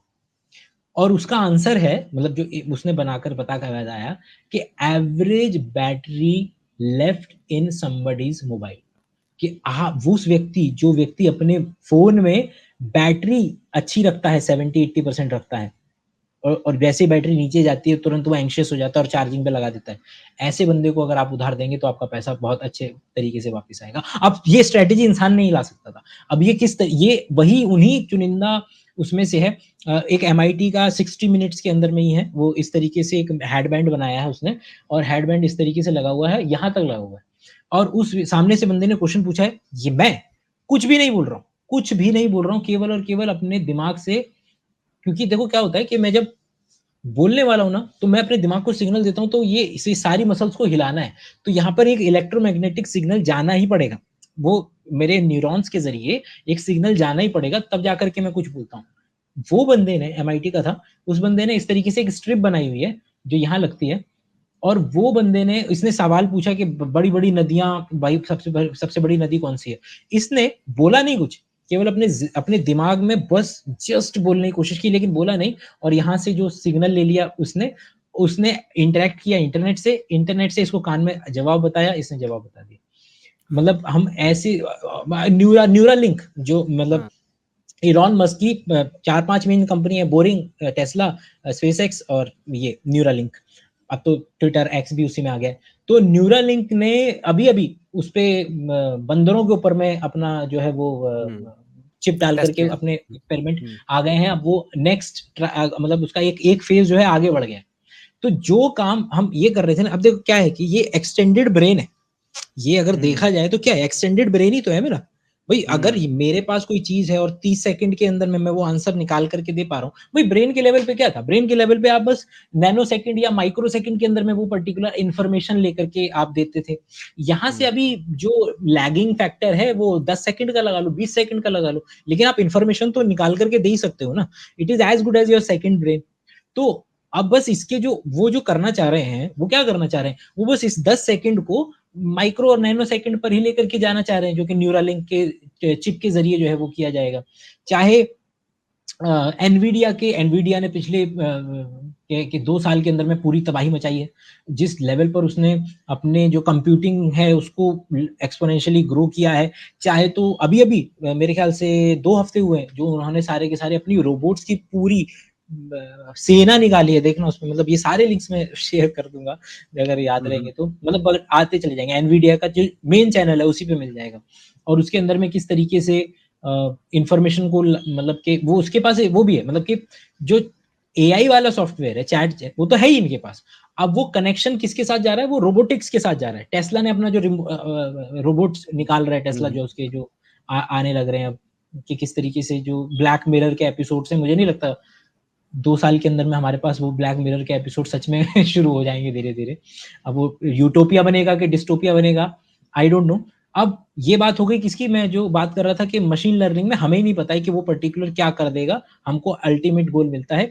कट टू जो एआई सॉफ्टवेयर हमने बनाया था तारों को देखने के लिए, उनसे डेटा निकालने के लिए, चुनने के लिए कि यहाँ पर ये पर्टिकुलर टाइप का सोलर सिस्टम या गैलेक्सी मिल सकती है, वो सेम सॉफ्टवेयर का हमने इस्तेमाल किया। और वो सॉफ्टवेयर डॉक्टर से ज्यादा अच्छे तरीके से कोई भी ट्यूमर डिटेक्ट कर रहा है। और वो मतलब डॉक्टर नहीं पता लगा, क्योंकि हम मानते थे कि डॉक्टर किसी पर्टिकुलर सिटी स्कैन को और किसी भी पर्टिकुलर स्कैन को देखता है तो वो बता पाएगा कि अच्छा इस वो उससे एक कदम आगे जाकर के उस वो जो छूट जाती है डॉक्टर से माइन्यूट डिटेल्स, उसको भी ज्यादा अच्छे कॉन्फिडेंस इंटरवल के साथ जो है वो डिटेक्ट करके दे रहा है। तो मतलब कि there is no way out. तो हर बंदे को जिस तरीके से मतलब कि वही है कि पहले क्या होता था कि अगर आपको याद हो ना कि घर वाले भेजते थे कि जा वो कंप्यूटर का कोर्स होता है वहां पे गली के कोने पे, उनसे वो साइबर भैया से जो है कंप्यूटर का कोर्स करके लेकर के। फिर मोबाइल का आने लगा। लेकिन अगर आप ध्यान दो तो सबसे ज्यादा जरूरी सीखना नहीं है, बस ये है कि आज की इसका सबसे बड़ा उदाहरण है कि आपने क्या अपने घर के बच्चों को मोबाइल चलाना सिखाया है क्या? लेकिन हमारे ज़माने में मतलब कि थोड़ा-सा 10 साल पहले की अगर मैं बात कर लूँ, तो माँ-बाप या किसी दूसरे व्यक्ति को हम जाके ये समझाते थे कि देख इसकी सेटिंग में जा, सेटिंग में जाकर के ये चेंज कर लियो, ऐसे हो जाएगा। लेकिन ये जो छोटे बच्चे जो हमारे घरों के अंदर में घूम रहे हैं, वो मोबाइल ऑटोमैटिकली चलाना जानते हैं, क्योंकि बस अल्टीमेटली क्या था कि इनको बस उनके हाथ में दे दो, वो बच्चा है वो खेल के सीख जाएगा ऑटोमैटिक, वो उसको नहीं सिखाने की ज़रूरत है। वही सेम एटीट्यूड हमें चाहिए एज अ टर्मिनल यूजर। ये जो एआई आ रहे हैं इनमें तुमको कोडिंग नहीं करनी है। और ये एनवीडिया का जो सीईओ है उन्होंने बोल दिया है कि यार मेरे को एक बात बताओ कि ये जो जितनी भी लैंग्वेजेस हैं सी प्लस प्लस से लेकर के जावा डॉट नेट फलाना ठिकाना जितनी लैंग्वेजेस हैं, ये मिडिल लैंग्वेजेस थी। ये क्या कर रही हैं, जो कंप्यूटर का 1-0 है वो, और मेरी जो नॉर्मल भाषा है हिंदी इंग्लिश वो, उन दोनों के बीच में इंटरफेस लैंग्वेज ही तो थी ये जितनी भी थी। तो मेरे को एक बात बताओ कि वो इंटरफेस की जरूरत क्या है? जो कि उसने बोला कि जितनी इंटरफेस की लैंग्वेजेस हैं विद इन अगले कुछ सालों के अंदर में शून्य हो जाएंगी। आप डायरेक्टली जिस तरीके से आज की तारीख में मैं चैट जीपीटी को बोल सकता हूँ कि भैया ये पर्टिकुलर मुझे बेसिक सॉफ्टवेयर, भाई मैं मैथमेटिका में काम कर रहा हूँ, मैं अपने किसी मैटलैब सॉफ्टवेयर के अंदर में जितने भी पीएचडी या मास्टर्स के लेवल के सॉफ्टवेयर होते हैं जिसमें आपको डिजाइन करना है, और वो किसी के लिए भी हो सकते हैं, वो डिजाइनिंग किसी के लिए भी हो सकती है, वो ब्लेंडर से लेकर के किसी के लिए भी हो सकते हैं। आप उसको बस बोलते हैं कि भैया एक डोनट बना दे और उसका कोड लिख दे, वो मैं ब्लेंडर में आप जैसे ही पेस्ट करते हैं उसने उसके अंदर में आपको दिख रहा है कि डोनट बना हुआ नजर आ रहा है आपको। तो आपको कोई जरूरत नहीं है अगले आने वाले समय के अंदर में वो इंटरफेस की लैंग्वेज सीखने की, कोई जरूरत नहीं है। वो इंटरफेस की लैंग्वेज धीरे धीरे गायब हो जाएंगी अपने आप ही। तो क्या नाम है, हाँ ठीक है। तो ये हर कंपनी, फ्रेम से एप्पल बाहर हो रहे हो, फ्रेम से हमेशा, बाहर। हाँ। सॉरी सॉरी, एप्पल हमेशा एक कदम लेट आती है, लेकिन वही है वो अंधा पैसा खर्च करती है। अमेजोन भी अंधा पैसा खर्च कर रहा है पूरा का पूरा एआई वर्ल्ड के अंदर में।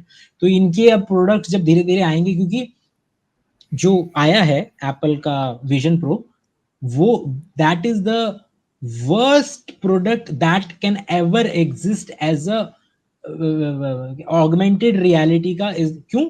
क्योंकि इसका अगला वर्जन हमेशा इससे ऊपर ही जाना है, बेटर ही होते जाना है।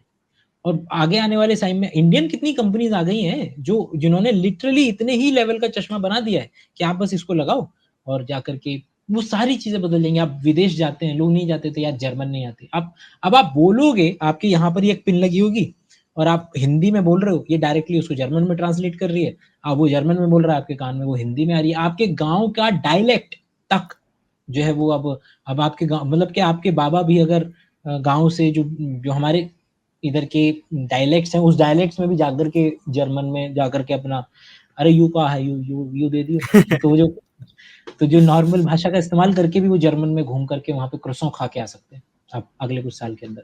मेरे को एक तो ये बताओ, ये जो ये बहुत सारे ना पॉडकास्ट में आके बंदे आके कहते हैं भाई बूस्ट योर टेस्टोस्टेरोन लेवल है नेचुरली, और मास्टरबेशन करने से वो जो टेस्टोस्टेरोन लेवल होता है वो गिर जाता है।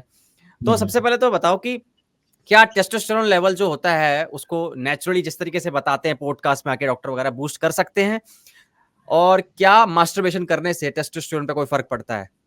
टेस्टोस्टेरोन का अभी तक मतलब वो एम्बिग्यूअस स्टडीज हैं कि मैस्टरबेशन से तो आपका कुछ वो नहीं होने वाला है, लेकिन एक दो स्टडीज ये जरूर है कि पहले मतलब ऑल्टर हो रहा है। पहली बात ये, यस फर्क पड़ रहा है, यस फर्क पड़ता है, लेकिन वो फर्क ऐसा नहीं है कि, क्योंकि यहां पर दो चीजें हैं। क्या है वो दो चीजें?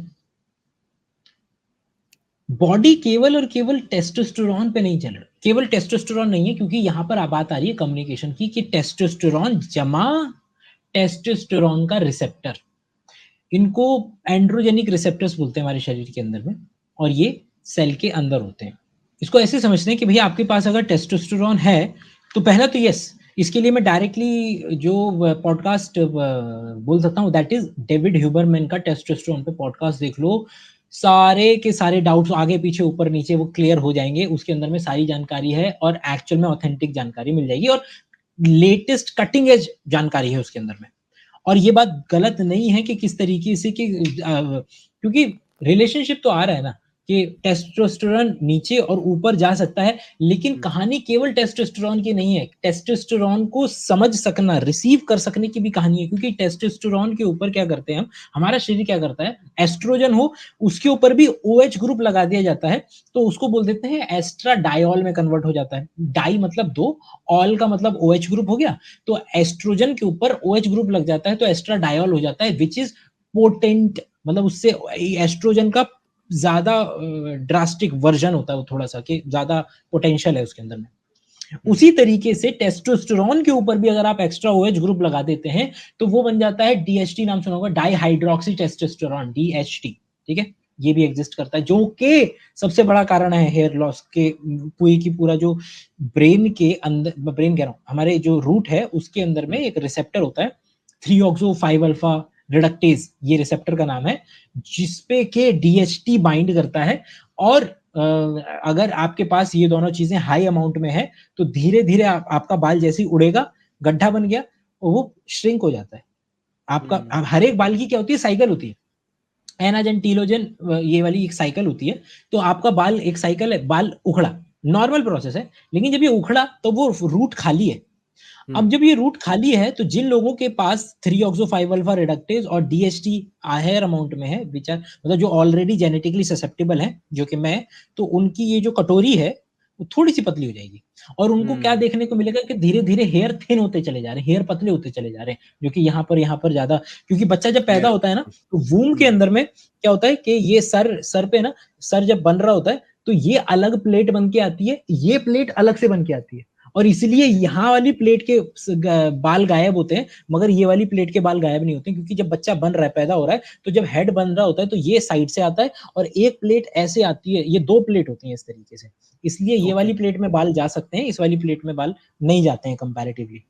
तो तो पहला पॉइंट कि केवल रिश्ता टेस्टोस्टेरोन का नहीं है, टेस्टोस्टेरोन जमा उसको DHT जमा उसका रिसेप्टर, क्योंकि एक शब्द भी बहुत ज्यादा इसमें ही प्रचलित है टेस्टोस्टेरोन की, टेस्टोस्टेरोन रिसेप्टर सेंसिटिविटी। ये शब्द का बहुत लोग इस्तेमाल करते हैं कि भाई आपका मैं टेस्टोस्टेरोन तो बूस्ट करवाऊंगा ही करवाऊंगा, उसके साथ साथ टेस्टोस्टेरोन के रिसेप्टर की जो सेंसिटिविटी है उसको भी आपका एनहेंस करवा दूंगा, जिससे कि आप और भी ज्यादा बलशाली, भीमकाय और माचो अल्फा मेल बन जाएंगे। वो लेकिन ये रोना हमेशा का है कि सच्चाई 0 और 100 पे नहीं है, इनके बीच में है। क्या टेस्टोस्टेरोन का लेवल ऊपर नीचे हो सकता है मैस्टरबेशन से? यस, हो सकता है, लेकिन उसका प्रभाव नेगेटिव होगा या पॉजिटिव होगा, वो किस पे डिपेंड करेगा? वो कंटेक्स्ट, वो पूरा मैं कोशिश करूंगा उसको खोलने की कि अगर मैं उसको खोल पाऊंगा। लेकिन ये बात ज्यादा जरूरी है लोगों तक पहुंचाना कि things are not simple. Not simple कि 30 सेकंड में उसको इस तरीके से कन्वे कर दिया जाए कि भैया मैस्टरबेशन बिल्कुल मत करो या मैस्टरबेशन करो। मतलब कंटेक्स्ट क्या है? अब बंदा वाकई में परेशान है, बहुत ज्यादा परेशान है, दिमाग खराब हो रखा है, और अगर मैस्टरबेशन करके उसको एक पर्टिकुलर समय के लिए रिलीज मिल पाता है, उसका डोपामिन थोड़ा अच्छा हो पाता है, खुश हो पाता है और काम में वापस से लग सकता है, उसका साइकिल दोबारा से शुरू हो सकता है, क्यों ना करें? करो भाई, प्लीज गो हेड। लेकिन जो बिल्कुल ही ड्रास्टिक है ना कि आपके तो कि जी अंधे हो जाओगे, बाल उड़ जाएंगे, ये हो जाएगा, वो जो खतरनाक वाले वो बिल्कुल नहीं होने वाले। वो बिल्कुल, वो तो एक सिरे से आप हटा सकते हो कि कोई इतने खतरनाक नेगेटिव रिपरकशंस बिल्कुल नहीं होने वाले हैं। लेकिन आपका क्वेश्चन ये नहीं था कि ये गलत है या बुरा, आपका क्वेश्चन था क्या कि टेस्टोस्टेरोन के लेवल पे इसका क्या असर पड़ता है? तो असर पड़ता है, और वो ना मतलब कि दिनों का फर्क भी है कि अगर आपने 4-5 दिन नहीं मैस्टरबेट किया तो अलग अलग इफेक्ट आ रहा है टेस्टोस्टेरोन के ऊपर में, आपने 2 हफ्ते नहीं किया तो अलग असर आ रहा है, और एक लंबे समय के बाद आप कुछ भी कर रहे हो, आपकी बॉडी एक लेवल पे जाकर के उसको स्टैग्नेंट भी कर देगी। आप व्यक्ति क्या है कि अगर मान लो इसका एग्जांपल लेते हैं कोलेस्ट्रॉल वाले से, तो हमारे शरीर के अंदर में कोलेस्ट्रॉल बना रहा है लिवर, ठीक है? लेकिन अगर बाहर मैंने क्या करा कि अंडा खा लिया, अब अंडे के अंदर में पहले से क्या था? कोलेस्ट्रॉल था। तो मेरा बॉडी एक्चुअल में जज करेगा कि भाई साहब इस बंदे ने कोलेस्ट्रॉल जो है बाहर से खा लिया है, आज के दिन मुझे उतना कोलेस्ट्रॉल बनाने की जरूरत नहीं है, थोड़ा बना हुआ चल जाएगा काम। बॉडी कम्युनिकेट कर रही है बार बार। तो अगर आपने 4 दिन 5 दिन क्या नहीं किया है कि मैस्टरबेशन नहीं किया है, और मान लो कि क्योंकि टेस्टोस्टेरोन कितने काम है उसके, बॉडी में कितने काम है टेस्टोस्टेरोन के, मतलब मैं गिनाने बैठ जाऊं तो आपके सर के बाल से लेकर के आपके अंगूठे तक ग्रोथ हो, मेरी मसल्स का काम हो, मेरे मेरे बॉडी के नॉर्मल बाकी हार्मोन्स, मेरी आवाज, मेरा कंठ, जितने भी सेकेंडरी सेक्सुअल कैरेक्टरिस्टिक्स हैं वो सारे के सारे। स्पर्म प्रोडक्शन में होता है इसका रोल? इसका स्पर्म प्रोडक्शन में इसका रोल होता है? बहुत ज्यादा, बहुत ज्यादा। हमारे ब्रेन से हाइपोथैलेमस, हाइपोथैलेमस में एलएच, माफी, हाइपोथैलेमस के नीचे पिट्यूटरी, हाइपोथैलेमस से निकलते हैं कौन से? गोनाडोट्रोपिन रिलीजिंग हार्मोन, और वो निकलवाते हैं क्या नाम है जिससे, ये मेरा जो पिट्यूटरी है उससे एलएच ल्यूटिनाइजिंग हार्मोन और एफएसएच फॉलिकल स्टिमुलेटिंग हार्मोन, और ये जाकर के एक्ट करते हैं मेरे सर्टोली सेल पे जो कि मेरे टेस्टिस के अंदर में है, और सर्टोली सेल निकालती है टेस्टोस्टेरोन, और इस टेस्टोस्टेरोन का तुरंत रोल है मेरे किसके अंदर में? स्पर्म को मेच्योर कराने के लिए उसका ज्यादा रोल आता है कि स्पर्मेटोजेनेसिस में तो है ही है, स्पर्मियोजेनेसिस में भी है, मतलब कि स्पर्म को मेच्योर कराने के प्रोसेस में बिल्कुल उसका बहुत अच्छा रोल है टेस्टोस्टेरोन का, जिसकी वजह से आप स्पर्म, तो आप खुद सोचो ना कि अगर आप आज मैस्टरबेट किए और वो सारा का सारा स्पर्म मैं अगर रिलीज कर चुका हूं, तो बॉडी को सिग्नल जाएगा कि हाँ जी भैया बंदे ने अपना स्पर्म का इस्तेमाल कर लिया है, अगला लॉट जो है बना दिया जाए। अब अगला लॉट जब आपका बनाने को बोला जाएगा तो फिर बॉडी पूरा पॉजिटिव फीडबैक मैकेनिज्म यूज करेगी, बोलेगी यहाँ से सिग्नल जाएगा हाइपोथैलेमस पे कि भैया निकालो अपने हार्मोन, वहां से गोनाडोट्रोपिन रिलीजिंग हार्मोन, फिर एलएच, फिर एफएसएच, और वो जाएंगे फिर टेस्टिस के ऊपर, बोलेंगे कि भैया चलो अब अपने तुम जो है वो हार्मोन जो है निकालो। तो मैं आंसर क्लियर कर दूं, क्या फर्क पड़ सकता है टेस्टोस्टेरोन के लेवल का? यस, पड़ सकता है, लेकिन please it does not matter कि वो अच्छा है कि बुरा है, क्योंकि फिर उस पर पूरा नया पन्ना खोलना पड़ेगा कि ये कंटेक्चुअल जाएगा, और व्यक्ति किस तरीके से कितने समय के दौरान। इसलिए मैं बोल रहा हूँ कि कम से कम नहीं तो 2 या 3 घंटे का पॉडकास्ट है वो इसलिए वो अभी मैंने बोला, तो वो प्लीज टेस्टोस्टेरोन का, डेविड ह्यूबरमैन का पॉडकास्ट जरूर, मतलब कि किसी भी व्यक्ति को अगर अपने टेस्टोस्टेरोन के लेवल के बारे में जानना है तो वहां जरूर जाएं। और लोग लेते भी तो इसलिए हैं, मतलब मेरे को एक बात बताओ, जितने भी खेल है उन खेलों के अंदर में वो जो इंजेक्शन दिए जाते हैं, जिनको हम बोलते हैं कि लोग स्टेरॉइड्स लेते हैं, अब इसको जरा समझते हैं कहां से आ रहा है ये शब्द। क्योंकि एक तरफ मैं कह रहा हूँ टेस्टोस्टेरोन, एक तरफ मैं कह रहा हूँ स्टेरॉइड, ये इन दोनों का रिलेशनशिप क्या है? क्योंकि हमारी ऑलमोस्ट हर जिम के अंदर में लोग लेने को तैयार हैं, क्योंकि हमने इस आइडिया को इतना बड़ा बना दिया है कि माचो दिखना है, अल्फा मेल दिखना है, और तो इतना हर गली के अंदर में आपको वो क्लिनिक डॉक्टर का मिले ना मिले, जिम ज़रूर मिल जाएगा आपको आजकल। इतना ज़्यादा, मतलब पिछले 5-7 सालों के अंदर में इतने ज़्यादा जिम मतलब मैंने खुलते हुए देखे हैं कि, और उसकी वजह से ये वाली प्रॉब्लम भी बहुत आगे उठ कर के आ रही है कि लोग बहुत ज़्यादा इंजेक्शंस जो हैं वो लेना शुरू कर चुके हैं, एनाबॉलिक स्टेरॉइड्स जिसकी कैटेगरी में जाते हैं। तो क्या होता है, एक स्ट्रक्चर है, उस स्ट्रक्चर का नाम होता है स्टेरॉल। अच्छा, कोई चीज़ जब किसी के जैसी दिखती है ना, तो उसके लिए हम ऑइड शब्द लगाते हैं, ओआईडी। इलिप्स जैसा दिख रहा है तो इलिप्सॉइड, है ना? ट्रैपेज़ॉइड। बैक्टीरिया जैसा दिख रहा है तो बैक्टीरियोइड। वायरस जैसा दिख रहा है तो वायरॉइड, ठीक है? तो स्टेरॉल एक लिटरली एक स्ट्रक्चर है जिसके अंदर में कुछ रिंग्स होती हैं, इस एक स्ट्रक्चर बन जाता है, एपोलर थोड़ा ज़्यादा स्ट्रक्चर है ये। अब इसके जैसे दिखने वाले जब बहुत सारे स्ट्रक्चर होते हैं, उनको आप एक कैटेगरी में, एक बकेट में डाल सकते हैं, और उसको बोल देते हैं कि स्टेरॉल जैसे दिखने वाले स्टेरॉइड हो गए। अब ये जो स्टेरॉइड जो दिख रहे हैं, क्योंकि अगर आप कोलेस्टेरॉल शब्द को तोड़े तो क्या टूटेगा? कोलेस्टेरॉल। कॉले शब्द आ रहा है मेरे कॉले गॉल ब्लैडर से। कॉले का मतलब ही है कि कॉलेसिस्ट, ये नाम ही गॉल ब्लैडर का बायोलॉजी के अंदर में ये नाम होता है। तो वहीं, क्योंकि बनता वहीं है ना, वहीं पे हम, क्योंकि गॉल ब्लैडर में जो कहाँ पे गॉल ब्लैडर है, लिवर? गॉल ब्लैडर में जो पथरी बनती है वो भी किसकी होती है? कोलेस्ट्रॉल की होती है। बनाता लिवर है, नो डाउट अबाउट इट, लेकिन जो शब्द है कॉलेसिस्ट है ना, वो आ रहा है आपके पित्त की थैली के लिए, मतलब के गॉल ब्लैडर के लिए। नो डाउट कि आपका जो कोलेस्ट्रॉल बना रहा है वो आपका लिवर ही बना रहा है। ये कोलेस्ट्रॉल जो है, ये जो स्टेरॉल या स्टेरॉइड, ये आपका बिल्कुल फंडामेंटल पेरेंट कंपाउंड है आपके शरीर में हर एक एपोलर हार्मोन के लिए। अब दोबारा, शरीर में मोटा माटी दो तरीके के, और भी आप डिवाइड कर सकते हैं, लेकिन कम्युनिकेशन है तो मैं थोड़ी लिबर्टी ले रहा हूं, तो दो बोल दे रहा हूं। एक वो हार्मोन जो प्रोटीन से बनते हैं सारे के सारे, और दूसरे हाथ पे वो सारे के सारे मॉलिक्यूल, वो हार्मोन जो सारे के सारे किससे एपोलर होते हैं, और वो सारे के सारे किससे बनते हैं? वो सारे के सारे बन रहे हैं कोलेस्ट्रॉल, उनका पेरेंट कंपाउंड है। आपका जितने भी एस्ट्रोजन है, आप देखेंगे ना, मतलब ये इमेज देखिएगा, इन सब के स्ट्रक्चर आप आंखें ऐसे धुंधली करके देखेंगे तो सारे स्ट्रक्चर आइडेंटिकल नजर आएंगे, जो मैं भी लिस्ट गिना रहा हूं।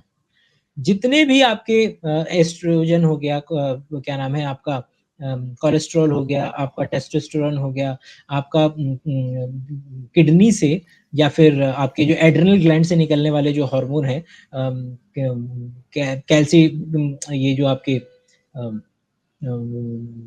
जीएफआर करके 3 लेयर होती हैं, ग्लोमेरुलोसा, फेसिकुलाटा, रेटिकुलरिस, और आपके निकलते हैं इसके अंदर में से मिनरलोकॉर्टिकॉइड्स, ग्लूकोकॉर्टिकॉइड्स, और ये वाले तो इसके अंदर में से जो निकलते हैं ग्लूकोकॉर्ट्स और मिनरलोकॉर्टिकॉइड्स के अंदर में से आपके कॉर्टिसोल, कॉर्टिकोस्टेरॉन, कॉर्टिकोस्टेरॉइड्स, ये सब जितने भी आपके शरीर के अंदर में एपोलर वाले हार्मोन्स हैं, वो सब के सब बनते हैं आपके कोलेस्ट्रॉल से बनते हैं। तो पता चल रहा है कि अच्छा, ज्यादा अंतर उतना नहीं है। इसीलिए जब आप एनाबॉलिक स्टेरॉइड्स लेते हैं, अब पता चल रहा होगा कि अच्छा, एनाबॉलिक मतलब कि कैटाबॉलिक मतलब तोड़ने वाला, एनाबॉलिक मतलब बनाने वाला। तो एनाबॉलिक स्टेरॉइड्स कौन से हो गए? यही टेस्टोस्टेरोन वगैरह हो गए, जो आपको शरीर के अंदर में डीएचटी और इसकी फॉर्म्स में दिए जा सकते हैं, जो कि सेकेंडरी, क्योंकि एक जगह तो काम नहीं कर रहा है ना, भले से आपके मसल मास को पुट ऑन करने में आपकी हेल्प करेगा, नो डाउट, लेकिन फिर उसके सेकेंडरी रिपरकशंस भी आपको उसके झेलने पड़ेंगे, क्योंकि अब आपकी बॉडी के नॉर्मल हार्मोन वाला जो साइकिल थी ना, उससे आप खेल रहे हैं। और इसीलिए जो फीमेल्स की पहले पिल्स आती थी, किसके लिए? हार्मोनल पिल्स आती थी, किसके लिए? मेंस्ट्रुअल साइकिल को रोकने के लिए जो आपकी पिल्स आती थी, वो हार्मोनल पिल्स हुआ करती थी। प्रोजेस्टेरॉन, ये जो होती थी प्रोजेस्टेरॉन और एस्ट्रोजन का कॉम्बिनेशन आता था। वो फिर ये जो सहेली आई, फिर नॉन हार्मोनल या नॉन स्टेरॉइडल पिल्स अब आती है कि अब ये ज्यादा बेटर है, क्योंकि जो हार्मोनल वाली है वो आपकी बॉडी के नॉर्मल हार्मोन की फिजियोलॉजी के साथ उठापटक करेगी। उसी तरीके एनाबॉलिक स्टेरॉइड्स भी आपकी नॉर्मल बॉडी के नॉर्मल फंक्शनिंग के साथ उठापटक करेंगे। तो वापस से गोल घूम करके आ रहे हैं, प्लीज बिल्कुल भी, मतलब रैंडमली बिना जानकारी के, बिना असिस्टेंस के, केवल जिम वाले भैया के देख-रेख में गलती से भी मत जाइएगा। बहुत बहुत नेगेटिव लेवल पे इसके रिपरकशंस आपको देखने के लिए मिल जाएँगे। लेवल नंबर 1, क्या मैस्टरबेशन का टेस्टोस्टेरोन के लेवल पे फ़र्क पड़ता है? येस, लेकिन वो आपके मतलब का नहीं है। आपको कोई कभी भी वो ऐसा नेगेटिव प्रभाव नहीं देने वाला है कि आपकी कुछ प्रभाव पड़ेगा, वो बॉडी मैनेज कर लेगी। जो दोनों चीज़ों को लेकर के बॉडी, अगर आप बॉडी को सिग्नल दे रहे हैं कि ये व्यक्ति दिन में एक बार मैस्टरबेट करता है, तो बॉडी उस हिसाब से टेस्टोस्टेरोन का लेवल मेंटेन करवा देगी। बिल्कुल उस तरीके से जैसे अगर आप डेली अंडा खा रहे हैं, तो लिवर बोल देता है ना कि अच्छा आज इसने एक अंडा खाया है, तो आज मैं बाकी जो रिमेनिंग कोलेस्ट्रॉल है वो मैं बनवा देता हूँ। तो अगर आपने एक दिन अपनी बॉडी का टेस्टोस्टेरोन अगर इस्तेमाल कर भी लिया किसी भी तरीके से, तो बॉडी को सिग्नल चला गया, फिर वो उसकी मशीनरी को बोल देगा कि ठीक है, थोड़ा-सा और कोलेस्ट्रॉल बना दो। क्योंकि बॉडी क्या कर रहा है? बॉडी हर चीज़ को मेंटेन करता है ना। मतलब आपका तापमान तक, आपकी बॉडी का टेम्परेचर तक, क्या लगता है आपको कि अगर आप बहुत ज़्यादा गर्मी में चले जाते हैं, तो बॉडी सेंस करती है ना कि भाई बाहर बहुत ज़्यादा टेम्परेचर है, पसीना निकलवाते हैं, पसीने के साथ हीट उड़ेगी तो मेरा बॉडी का टेम्परेचर 37 पे मेंटेन रहेगा। आप ठंडे में चले जाते हैं, बॉडी कंपन करना शुरू करती है, core muscle rapidly contraction relaxation करते हैं कि हीट लिबरेट करेंगे, तो मेरा पाइलो इरेक्शन हो जाता है कि भैया हीट लिबरेट करेंगे ताकि मेरे टेम्परेचर को मेंटेन हो जाएगा। तो अगर आप मैस्टरबेशन कर रहे हैं, चाहे नहीं कर रहे हैं, बॉडी को तो सिग्नल मिल रहा है ना कि मुझे अपने टेस्टोस्टेरोन के एक बेसिक लेवल को कैसे मेंटेन करना है, तो वो कर लेगा उस चीज को मेंटेन। लेकिन अगर आप एवरेज ह्यूमन का मतलब अभी पर्सन का निकालने बैठोगे ना, तो 300-400 का निकलेगा। हम्म, तो हम्म। अब ये क्यों फ़र्क आ रहा है? मतलब अगर रहना ही ये है, बिल्कुल मेंटेन आ करके सकता रखना है, है। ये इसके में कई सारे कारण हो सकते हैं। पहला, पॉपुलेशन अलग, जिसका इसका सबसे क्लोजेस्ट एग्जांपल है हीमोग्लोबिन का लेवल। आज आप जाएं और अपने मोहल्ले के अंदर में आप फीमेल्स का क्या चेक करें, एवरेज हीमोग्लोबिन लेवल जब आप चेक करेंगे तो आपको पता चलेगा कि 7 जा ही नहीं रहा है, 7-8 से ऊपर। और जो कितना होना मेल चाहिए? का है कितना वो होना 16 चाहिए? तक एक्सपेक्ट किया जाता है, लड़की का 12 तक एक्सपेक्ट किया जाता है कि 12 एमजी पर डेसीलीटर तो होना चाहिए। जो कि आपको, क्योंकि ये जितने भी एफडीए के डेटाज है ना, वो सारे के सारा जो मेजर है वो यूएस पॉपुलेशन के सैंपल साइज को लेकर के जो बैंडविड्थ वैल्यू, सॉरी, जो निकाली जाती हैं कि ये इंसानों के लिए एवरेज वैल्यूज हैं, वो सारी की सारी ज्यादातर आपको क्या देखने को मिलेगी कि वो सैंपल कहाँ का लिया गया था, यूएसए का लिया गया था। और यूएसए के अंदर में फिर भी 12 मिल जाता है आपको, इंडिया की इंडियन पॉपुलेशन में 7-8 मिलेगा। हम कोशिश करते हैं कि उससे ज्यादा जाए तो क्यों, बेहतर क्यों, रहेगा, क्यों? ये नो तो डाउट बताओ। About it. क्यों, क्यों? क्यों मिलता है? किसका मतलब हीमोग्लोबिन इतना कम क्यों मिलता है यहाँ पे? मतलब क्या कारण है और वहाँ नहीं मिलता है एक वेस्ट में? पर्टिकुलर फीमेल के साइज को अगर मैं देखूं कि इंडिया में वहां पर नीदरलैंड के अंदर में फीमेल की एवरेज हाइट जा रही है 5'9", इंडिया के अंदर में फीमेल की एवरेज हाइट जा रही है 5'1", और 5'1" के अंदर में मतलब कि खून को ज्यादा दूर पहुंच के अपने ऑक्सीजन को डिलीवर करने के लिए, क्योंकि बॉडी क्या करना चाहती है, बॉडी तो मिनिमम मेरा पैसा लगे, मिनिमम मेरी एनर्जी लगे और ये पर्टिकुलर व्यक्ति ये काम पर्टिकुलर हो जाए, उतने पे वो संतुष्ट रहेगा। तो वही है कि अगर फीमेल की हाइट 5'1" है, 5 फुट है, तो उसको इतना हीमोग्लोबिन पर डेसीलीटर बनाने की जरूरत ही नहीं है, उसको उतने पे काम चल जाएगा। जो कि हम चाहते हैं कि अगर इससे एक कदम ऊपर हो तो बेहतर रहेगा, जिसके लिए हमेशा मांग करते रहे हैं इंडियन लोग, इंडियन मेडिकल वाले भी, कि भाई ऐसा करो कि इंडिया के लेवल पे एक बार तुम वो करा लो, सर्वे करा लो, जिससे कि हम इंडियन कंटेक्स्ट में इंडिया की एवरेज वैल्यू निकाल पाए कि इंडियंस का एवरेज जो है इतना होना चाहिए।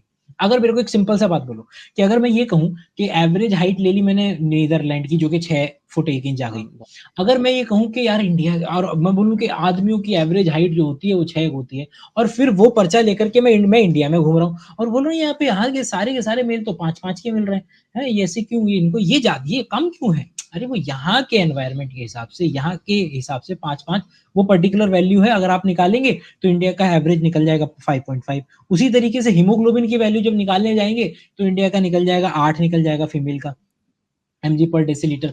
मैं बिल्कुल ये नहीं कह रहा हूँ कि ये सही है या गलत है। मैं केवल और केवल अभी इस लेवल पे बात कर रहा हूँ कि एवरेज निकालेंगे तो ये निकल जाएगा और उसी बेसिस पे डिसाइड होता है कि हाँ, हाँ। क्योंकि अगर याद करो तो नॉर्मल डिस्ट्रीब्यूशन ही तो है। क्या करते हैं? हम ये नॉर्मल डिस्ट्रीब्यूशन कर्व बनाते हैं और नॉर्मल डिस्ट्रीब्यूशन कर्व मतलब पॉपुलेशन में मैंने सबका हीमोग्लोबिन वैल्यू चेक किया, मिनिमम 5 मिल जाएगा और मैक्सिमम किसी फीमेल का 16 भी मिल जाएगा। ज़्यादातर का मिलेगा किसमें? ज़्यादातर का मिलेगा 7 से लेकर के 9 के बीच में, और मेरा ये बेल शेप्ड कर्व जो टिपिकल शेप्ड कर्व होता है वो बन जाएगा। और फिर मैं घोषणा करूंगा कि इंडिया के अंदर में फीमेल्स का एवरेज हीमोग्लोबिन का वैल्यू 7 से 9 के बीच में होता है। तो ये बात ये कहीं से भी नहीं बोल रही कि ये सही है, ये गलत है, ये अच्छा है या बुरा है। ये बस इतना बोल रहा है कि भारत में ऑन एन एवरेज फीमेल का जो हीमोग्लोबिन का वैल्यू है वो 7 से 9 के बीच में होना चाहिए। बिल्कुल उसी तरीके से जब उन्होंने यूएस की पॉपुलेशन के अंदर में फीमेल्स का करवाया था, तब वहाँ पर उनका निकला होगा 9 से लेकर के 13 का, और फिर उन्होंने 9 से लेकर के 13 में बोला कि ठीक है, अगर यूएस की किसी फीमेल का 12 आ रहा है तो हम मान लेंगे, चलो ठीक है, कोई प्रॉब्लम नहीं है, आप एवरेज के अंदर में आ रहे हैं तो ठीक है, चला लेंगे आपका काम।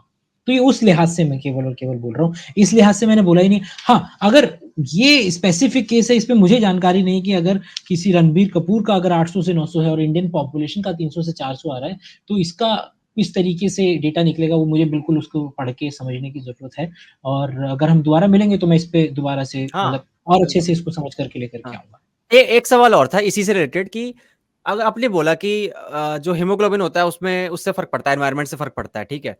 तो जो पहाड़ों पे इंडिया के अंदर ही पहाड़ों पे जो औरतें रहती होंगी, उनमें तो हीमोग्लोबिन तो ज़्यादा होगा ना क्योंकि ज़्यादा ऑक्सीजन कम है यस, ऑलरेडी तो है, हीमोग्लोबिन ज़्यादा हो अपने आप ही है, बनाती होगी बॉडी। है। उनका 3 चीज़ें चलती हैं। 2019 का नोबेल प्राइज़ इसी पे था कि किस तरीके से ऑक्सीजन जब कम होती है, ऑक्सीजन कम वाली स्थिति में किस तरीके से शरीर का बॉडी, किडनी और एड्रिनल ग्लैंड ये एरिथ्रोपोइटिन एक हार्मोन होता है, वो बनाते हैं। एरिथ्रोपोइटिन जाकर के बोन मैरो पे एक्ट करता है और बोन मैरो को बोलता है कि भाई इसके आरबीसी का साइज भी बड़ा करवा दो बड़ा थोड़ा सा, हुँ, और आरबीसी का नंबर भी बहुत ज्यादा बढ़वा दो। तो ऑन एन एवरेज जो आरबीसी है पर यूनिट डेसीलीटर, वो पहाड़ियों के अंदर में आपको ज्यादा देखने को मिलेगा, और इस यही वजह तो है उनके जो ये गाल लाल देखने के लिए मिलते हैं, और उनका हुँ। जो, और यहाँ तक कि आम आदमी जिसको बोलते हैं कि जाओ भाई आप पहाड़ों पे जाओ थोड़े दिन रहो, तो क्या हो रहा है वहाँ पे? वहाँ पर ऑक्सीजन कम तो हाइपोक्सिया बोलते हैं इसको। हाइपोक्सिया तो बॉडी को सिग्नल जाएगा कि बॉडी के अंदर में ऑक्सीजन कम जा रही है।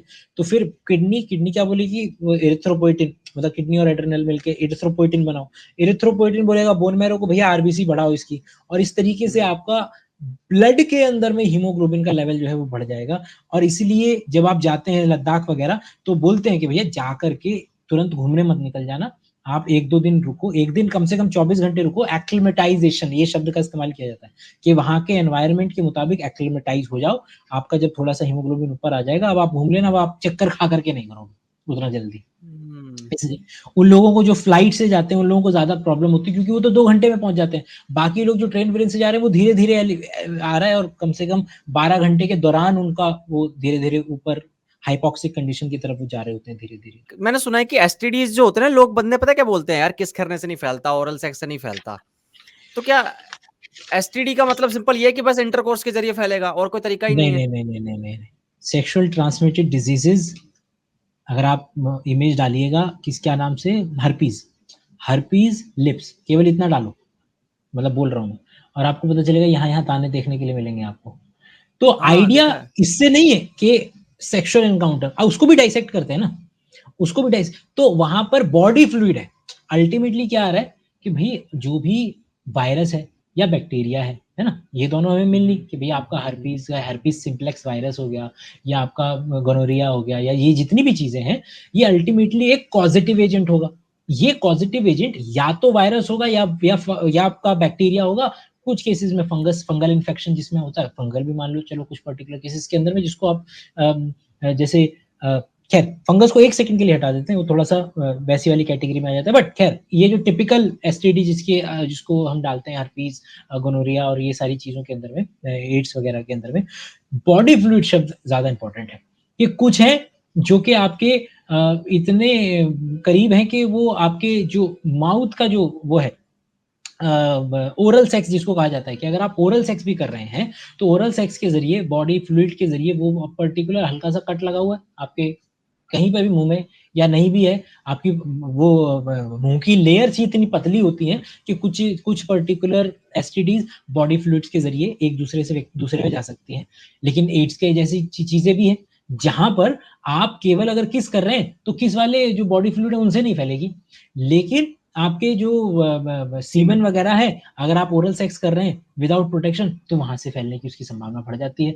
और तो इसलिए कहा जाता है कि एड्स जो है वो आपके किस करने से नहीं फैलेगा, लेकिन कहीं पे खून का अगर कॉन्टैक्ट हो जाए तो उससे फैल सकता है। सीमेन का और कॉन्टैक्ट हो जाए माउथ के साथ में जहाँ पे हल्का-सा कट लगा हुआ था ओरल सेक्स के ज़रिए, वहाँ से फैल सकता है। और कुछ ऐसे हर्पीस सिम्प्लेक्स वायरस हैं जो कि अ, ब ब बॉडी फ्लूइड, तो अल्टीमेटली इसको डाइसेक्ट करके नीचे लेकर के आओ बॉडी फ्लूइड, जिसके अंदर में मेरा सलाइवा, मेरा सीमेन और प्री इजैकुलेटरी जो कम होता है, वो ये सारी चीज़ें इसमें आ जाती हैं कि वो पर्टिकुलर कॉज़ेटिव एजेंट अगर उसमें मिल रहा है और दूसरे व्यक्ति तक किसी भी तरीके से ट्रांसमिट हो गया, तो वो सामने वाले को वो पर्टिकुलर चीज़ हो जाएगी। और उसके आपको ये इसलिए सबसे कॉमन एग्ज़ाम्पल कि जीभ पे, मुँह में, आपके कंठ पे और वहाँ पर ये सारी जगह आपके वहाँ पर भी अपने सिम्पटम्स लेकर के आ सकते हैं। हुँ। एसटीडीज़ के सिम्पटम्स केवल आपको जेनिटल पे ही नज़र आएँगे, ऐसा बिल्कुल भी नहीं है। ओके। मान लो यार मेरा जो सेक्सुअल पार्टनर है वो उसके कभी पार्टनर रहे ही नहीं पास्ट में, ठीक है? हुँ, और वो फर्स्ट टाइम बस मेरे साथ ही मतलब सेक्स कर रहा है। तो तब भी ठीक। क्या खतरा है मुझे? तब भी खतरा हो सकता है एसटीडीज़ का मुझे उसके साथ? देखिए थ्योरेटिकल तो कभी भी हम मना करते ही नहीं। लेकिन प्रैक्टिकल लेवल पे ना के बराबर, क्योंकि आइडिया जब हम कहते हैं ना कि मल्टीपल पार्टनर्स के साथ सेक्स नहीं करना चाहिए, तो उसका ये है मतलब वहाँ कोई एथिक्स नहीं आ रहा है। वहाँ पर ये है कि अगर मतलब प्रोबेबिलिटी बढ़ जाती है कि आप वही वाली बात कि अगर आप जितने ज़्यादा लोगों के साथ अगर सेक्स कर रहे हैं, तो वहाँ पर किसी एक बंदे को अगर होगा, तो फिर इन सबको हो जाएगा। केवल और हुँ, केवल एक बार में। इसीलिए जिन भी देशों के अंदर में प्रोस्टिट्यूशन लीगल है और मतलब कि सरकार उस पे ध्यान भी देती है, तो वहाँ पर आपका सर्टिफ़िकेट बनता है 6 महीने में कि भई आप अपना एक बार 6 महीने में अपना सारे हुँ, बेसिक टेस्ट्स कराएँगे और फिर आप अपने काम को जो है वो कंटिन्यू जो है वो रख सकते हैं, कोई प्रॉब्लम नहीं है। तो वो बस थोड़ा-सा ध्यान देने की ज़रूरत है, जो कि कंपैरेटिवली जैसे इंडिया में फिर भी मतलब क्राइम नहीं है, लीगल है, लेकिन वो जो 6 महीने वाला है कि रेगुलरली टेस्ट कराना, हम तो यहाँ कुंडली मैच कराते हैं, तो हम लोगों का एक-दूसरे का वो टेस्ट नहीं कराते। हुँ, बेसिक एसटीडी और इनके टेस्ट होने चाहिए, जबकि अगर आपको मैच करवाना है किसी व्यक्ति से, तो आप उसकी हुँ, इनकम स्लिप के साथ में एक बार ये ज़रूर ज़रा मैच वो करा के देख सकते हैं। इसलिए नहीं कि आप उसके साथ शादी नहीं करेंगे, so that you can take better precautions. मतलब इस हुँ, क्योंकि वो टबू की कैटेगरी में इसीलिए तो आ रहा है कि हम उसको गुप्त हम मतलब ये गुप्त रोग शब्द ही हमको हमारे मतलब माशरे के बारे में इतनी बातें बता रहा है कि गुप्त रोग उसका नाम ही हमने ये रख रखा है कि बताना नहीं है ये किसी को। ये गुप्त रोग है, ये किसी को बताने की बातें नहीं होती हैं। तो और जबकि और ये न बताने से ही कंपैरेटिवली उसकी संभावना बढ़ती है कि आपने कभी ज़िक्र तो करा नहीं, कहीं कोई ज़िक्र हुआ नहीं, तो इसके फैलने की संभावना कंपैरेटिवली ज़्यादा बढ़ती चली जाती है। और इसलिए आपको वो भी देखने को मिलेगा कि किस तरीके से जब तुरंत ही फीमेल्स को यूटीआई जैसी भी शादी होती है, तो या फिर जब भी से सेक्सुअल एनकाउंटर होता है, तो तुरंत बहुत ही कम समय के अंदर में यूटीआई की प्रॉब्लम्स बहुत तेज़ी के साथ जो है नज़र आना जो है वो शुरू हो जाएँगी आपको। तो ये क्यों हो रहा है? ये सारा का सारा इसी पर्टिकुलर ये इसी चक्रव्यूह का हिस्सा है कि जिसके अंदर में वो बेसिक नॉलेज और इन्फॉर्मेशन लेकर के जो पहले कुछ स्टेप्स लेने चाहिए वो हम नहीं लेते हैं। बस वो मतलब मैं क्या बोलूँ, प्रैक्टिकल लेवल पे मैं भी उत जितना होना चाहिए प्रैक्टिकल लेवल पे उतना नहीं हूँ। मैं बोल रहा हूँ, लेकिन मैं हुँ, ये साथ में इस बात को भी एडमिट कर रहा हूँ कि भई जितना प्रैक्टिकल लेवल पे मुझे होना चाहिए था मैं नहीं हूँ और मैं इसके ज़रिए बोलता हूँ कि मैं कर और करूँगा, क्योंकि अपने पे दबाव बनेगा ना थोड़ा कि अगर मैं खुद ही वो चीज़ एक्सरसाइज़ नहीं कर रहा हूँ अच्छे लेवल पे, मैं हुँ, दूसरे से थ्योरेटिकली बात करके क्यों उससे एक्सपेक्ट करूँगा कि वो भी व्यक्ति करेगा ये सब सारी चीज़ें। और ये टबू भी है कि किसी से आपने इस बात कर ली तो बात वहीं खत्म हो जाती है कि हाय हाय हाय! असली है लौंडा। तो वो वहाँ नहीं, वो वाली बात शहरों नहीं। में तो वैसे कम होती है ये पर गाँव में बहुत ज़्यादा देखा जाता है ये। क्या चीज़? ये चीज़ है कि आप सेक्स के बारे में खुल के बात नहीं कर सकते हैं। शहरों में तो चलो जैसे दोस्त वगैरह साथ बात कर ली या फिर थोड़ा कोई बड़ा आदमी है वो हुँ। सुन लेता है थोड़ा कि हाँ, यार चल ठीक है। हाँ, घरवालों से तो बिल्कुल नहीं हो सकती। आप मम्मी-पापा से बिल्कुल शेयर नहीं कर ठीक है, सकते मतलब कि कि एक मतलब उनसे करनी भी क्यों है, पहली बात तो ये। दूसरा पॉइंट कि आप मतलब कि आप you have to make insure you as a parent you may want to insure that कि आपके बच्चे को इन्फॉर्मेशन अगर मिल जाए और दैट कैन बी उसका ट्यूशन सेंटर जहाँ पर या स्कूल जो कि होने चाहिए, जो नहीं हो पाते हैं, या फिर एनजीओज़ और इस तरीके के साइंस कम्युनिकेशन के प्रोग्राम और या फिर मतलब कि मेरे जैसे साइंस कम्युनिकेटर जो इस तरीके के चीज़ों को, क्योंकि मैं बता रहा हूँ, मैं लिंक भी शेयर कर दूँगा कि मैंने 4 घंटे का सेक्स एजुकेशन पे कोर्स बनाया है, जिसको मैंने हमेशा से फ्री रखा है, बट वो लोगों तक पहुँचता नहीं पाता है, तो मैं बस दोबारा से यूज़ कर रहा हूँ इस प्लेटफ़ॉर्म को, कि वो 4 घंटे वाले का लिंक मैं दे दूँगा, जो कि मिनिमम मैंने इन्फॉर्मेशन रखी हुई है कि इतनी तो लोगों को पता हो, जिसमें बेसिक जानकारियाँ कि भई 2 कंडोम इस्तेमाल मत करो कभी भी, कि लोगों को लगता है कि एक फट जाएगा तो दूसरा बचा रहेगा, जबकि 2 कंडोम के फटने की संभावना और ज़्यादा है, क्योंकि दोनों लेटेक्स के हैं, दोनों एपोलर हैं, दोनों आपस में क्योंकि लाइक डिसॉल्व लाइक, कि जैसा जो चीज़ है उसमें डिसॉल्व होगी, तो ये दोनों लेटेक्स के आपस में डिसॉल्व होकर के माइन्यूट पोर्स बना लें, उसकी संभावना कंपैरेटिवली ज़्यादा है, तो 2 condom is a very big no. दूसरा, इंडिया के लोग कंडोम्स के साथ जो कि लेटेक्स का बनता है, उसके साथ ऑयल का इस्तेमाल करने लगते हैं, जबकि बोला लाइक डिसॉल्व लाइक, ऑयल को लेटेक्स डिसॉल्व करेगा माइन्यूट लेवल पे, और वहां से आपने उसकी जो यूज करने का उसका जो जिसके लिए आप यूज कर रहे थे वो खत्म हो गया। आपको हमेशा वाटर बेस्ड ल्यूब्रिकेंट ही इस्तेमाल करना है कॉन्डम के साथ में, कि वो देखना पड़ेगा कि आपको, कि आपका कॉन्डम जो है लेटेक्स वाले का है, तो उसके ऊपर जो कवरिंग है वो आपका एपोलर की ज्यादातर लोग इस्तेमाल करते हैं, तो आपको ल्यूब्रिकेंट अगर चाहिए तो वो हमेशा oil is a big no, और आपको इस्तेमाल करना है वाटर बेस्ड लुब्रिकेंट्स। तो ये इस तरीके की जो बेसिक जानकारीज हैं, वो उस 4 घंटे के कोर्स, 4 घंटे का वीडियो है बेसिकली, जो कि था तो क्लास 12th के जो चैप्टर है सेक्स एजुकेशन का, जो स्पेसिफिक चैप्टर दिया हुआ है क्लास 12th का, लेकिन उसके साथ-साथ मैंने उसको जनरलाइज़ किया है कि कोई भी व्यक्ति उसको सुने, तो वो सारी की सारी जानकारी उसको जो है वो मिल पाए, कि अच्छा ये चाहे वो मेंस्ट्रुएशन से रिलेटेड हो, चाहे वो बॉल्स का फीमेल कंडोम, क्या-क्या चीज़ें मार्केट में एग्ज़िस्ट करती हैं, गोलियाँ कौन-सी हैं, किस तरीके से इस्तेमाल की जा सकती हैं, और किस तरीके से अगर कितने ट्राइमेस्टर तक के जल्दी, क्योंकि लोग क्या करते हैं कि डर के मारे वेट करते रह जाते हैं, कि अगर सेक्स हो गया, अगला पीरियड मिस हो गया, अगला पीरियड मिस हो गया, तो बोलते हैं कोई बात नहीं, वेट कर लेते हैं ना, थोड़ा सा देख लेंगे, चेक कर लेंगे अगली बार जा करके, तो फिर वो समय जितना आगे बढ़ता जाएगा वो प्रोसेस उतना ज्यादा कॉम्प्लिकेटेड होता जाएगा, इसलिए बहुत जल्दी एक्शन जितना जल्दी लेंगे उतना ही बेहतर रहेगा वो फीमेल के लिए। अ, अगर आप, क्योंकि लेकिन हम डर के मारे कि वो ऊपर वाले पे छोड़ना ज़्यादा बेहतर समझते हैं। तो हुँ, यस। हुँ, या भैया एक अजीब-सा क्वेश्चन है, बहुत डम्ब सा क्वेश्चन मेरे दिमाग में अभी आया है, तो कोई प्लीज़ ऐसा क्वेश्चन का जज मत करना, ठीक है? जज की कि क्या बात? मुझे ना यस। मुझे मेल ऑर्गेज़्म तो समझ में आता है कि यार हुँ। बायोलॉजी के अगर एंगल से देखें कि नेचर ने बनाया ही मेल ऑर्गेज़्म को क्यों है? तो फीमेल ऑर्गेज़्म का क्या काम है? मतलब फीमेल ऑर्गेज़्म मैंने सुना है होता है। तो होता क्या है? बायोलॉजिकली देखा मल्टीपल जाए तो female can have multiple orgasms. Females हाँ, नहीं को नहीं मिल सकते मल्टीपल ऑर्गेज़्म। हाँ, हाँ, फीमेल को मल्टीपल ऑर्गेज़्म। पर फीमेल ऑर्गेज़्म का काम क्या है? लाइक वी हम तो एजैकुलेट करते हैं, तो हमारा भाई चलो ठीक है, यस। सीमन निकल के जाता है, स्पर्म हुँ, निकलता है। हुँ। बट उनका क्या है? मतलब नेचुरली मैं बायोलॉजिकली पूछ रहा हूँ, मुझे ऐसा कुछ ये नहीं करना कि उनको दिया क्यों ये सब। मैं न समझना चाहता हूँ नहीं। बायोलॉजिकली का हाँ, बायोलॉजिकली उनका काम क्या है? उस चीज़ का है क्या अगर काम? आपको कोई काम करने में मज़ा नहीं आ रहा है, तो आप काम करोगे। It is as simple as that. Nature का एक तरीका है दोनों को, ये चीज़ दोनों के लिए है ना। हुँ, ऑर्गेज़्म मेल्स के इजैकुलेशन के लिए नहीं है, वो भी इसी चीज़ के लिए है कि वो करे, और फीमेल ऑर्गेज़्म भी इसी चीज़ के लिए है कि वो करे। इन हुँ, दोनों का ही कि अल्टीमेटली बताने का तरीका है कि भैया तुमको मज़ा आएगा, और 2 चीज़ें जो कि किसी ऑर्गेनिज़्म को सिखानी नहीं पड़ती हैं, और वो है कि अगर एक फीमेल एक मेल ऑपोज़िट है और अगर साथ में सो रहे हैं तो वो ऑटोमैटिकली सेक्स कर लेंगे। सिखाने की ज़रूरत नहीं है। और खाना, कि आपका बच्चा जो है, बच्चे को देखा है ना कि कोई भी चीज़ उठाता है, मुँह में डालता है, तो अगर वो मीठी लगी तो वो बार-बार मुँह में डालेगा उस चीज़ को, क्योंकि उसको पता है कि वो सीख जाएगा। शकल करना, कि बच्चे को माँ के दूध पे शकल करना इतना सिखाना नहीं पड़ता है, वो ऑटोमैटिकली उसके पास ये बेसिक चीज़ें हैं।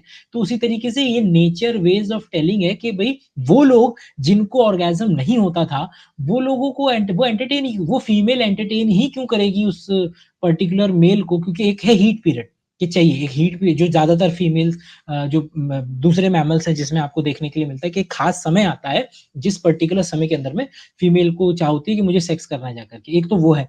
मेल्स के अंदर में भी थोड़ा-सा मतलब फीलिंग आना केवल और केवल एक तो ये।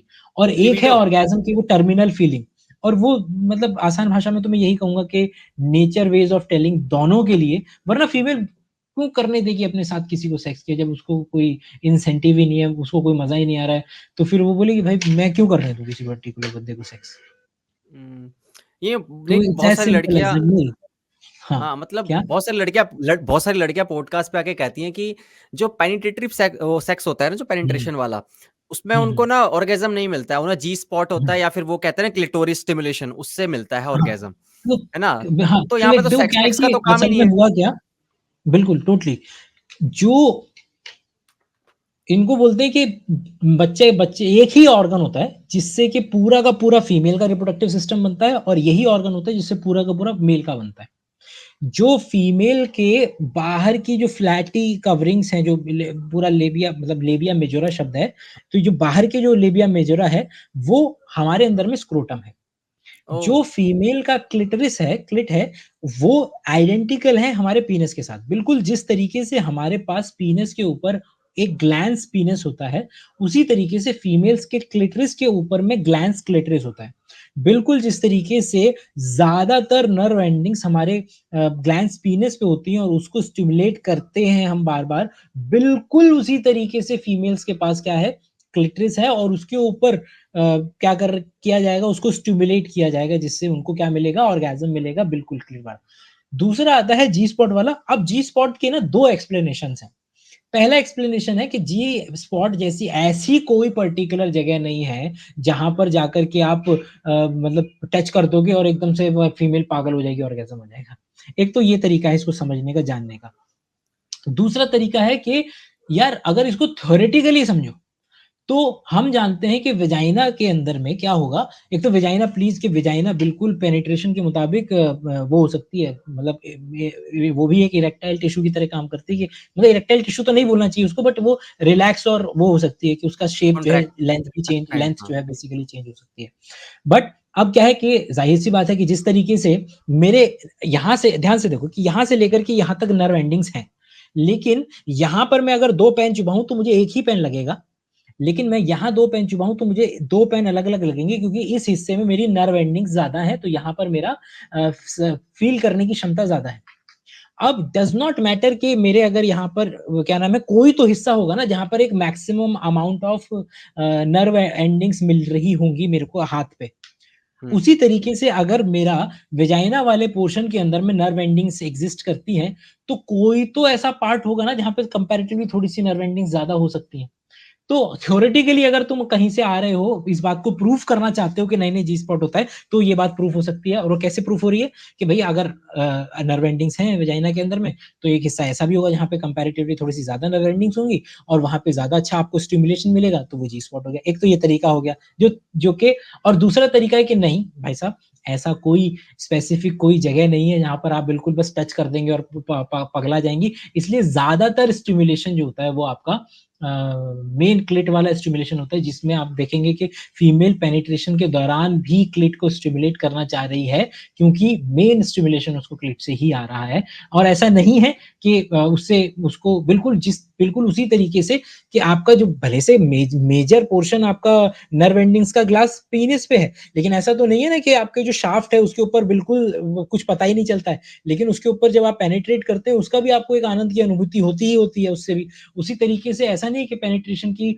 प्लेज़रेबल अनुभूति फीमेल को नहीं होती है, लेकिन जो ऑर्गेज़्म है वो आपको मेनली क्लिट से ही जो है वो मिलेगा। लेकिन मेल्स में जो प्रोस्टेट है, प्रोस्टेट को स्टिमुलेट करने से मतलब ये जो मेल्स में जो गे वाला अगर सेक्स है, जिसके अंदर में मेल्स में एनल सेक्स अगर हो रहा है, तो बिल्कुल क्या होता है कि जो प्रोस्टेट ग्लैंड है, बिल्कुल मेरा जो शाफ्ट है, उस शाफ्ट जिस शाफ्ट नीचे अगर ये मेरा पीनस है, तो पीनस की हुँ। शाफ्ट जहाँ खत्म होती है और मुड़ती है मेरे पेल्विक में नीचे की तरफ जाती है, वहाँ पर थोड़ा-सा आगे जाकर के प्रोस्टेट ग्लैंड होता है।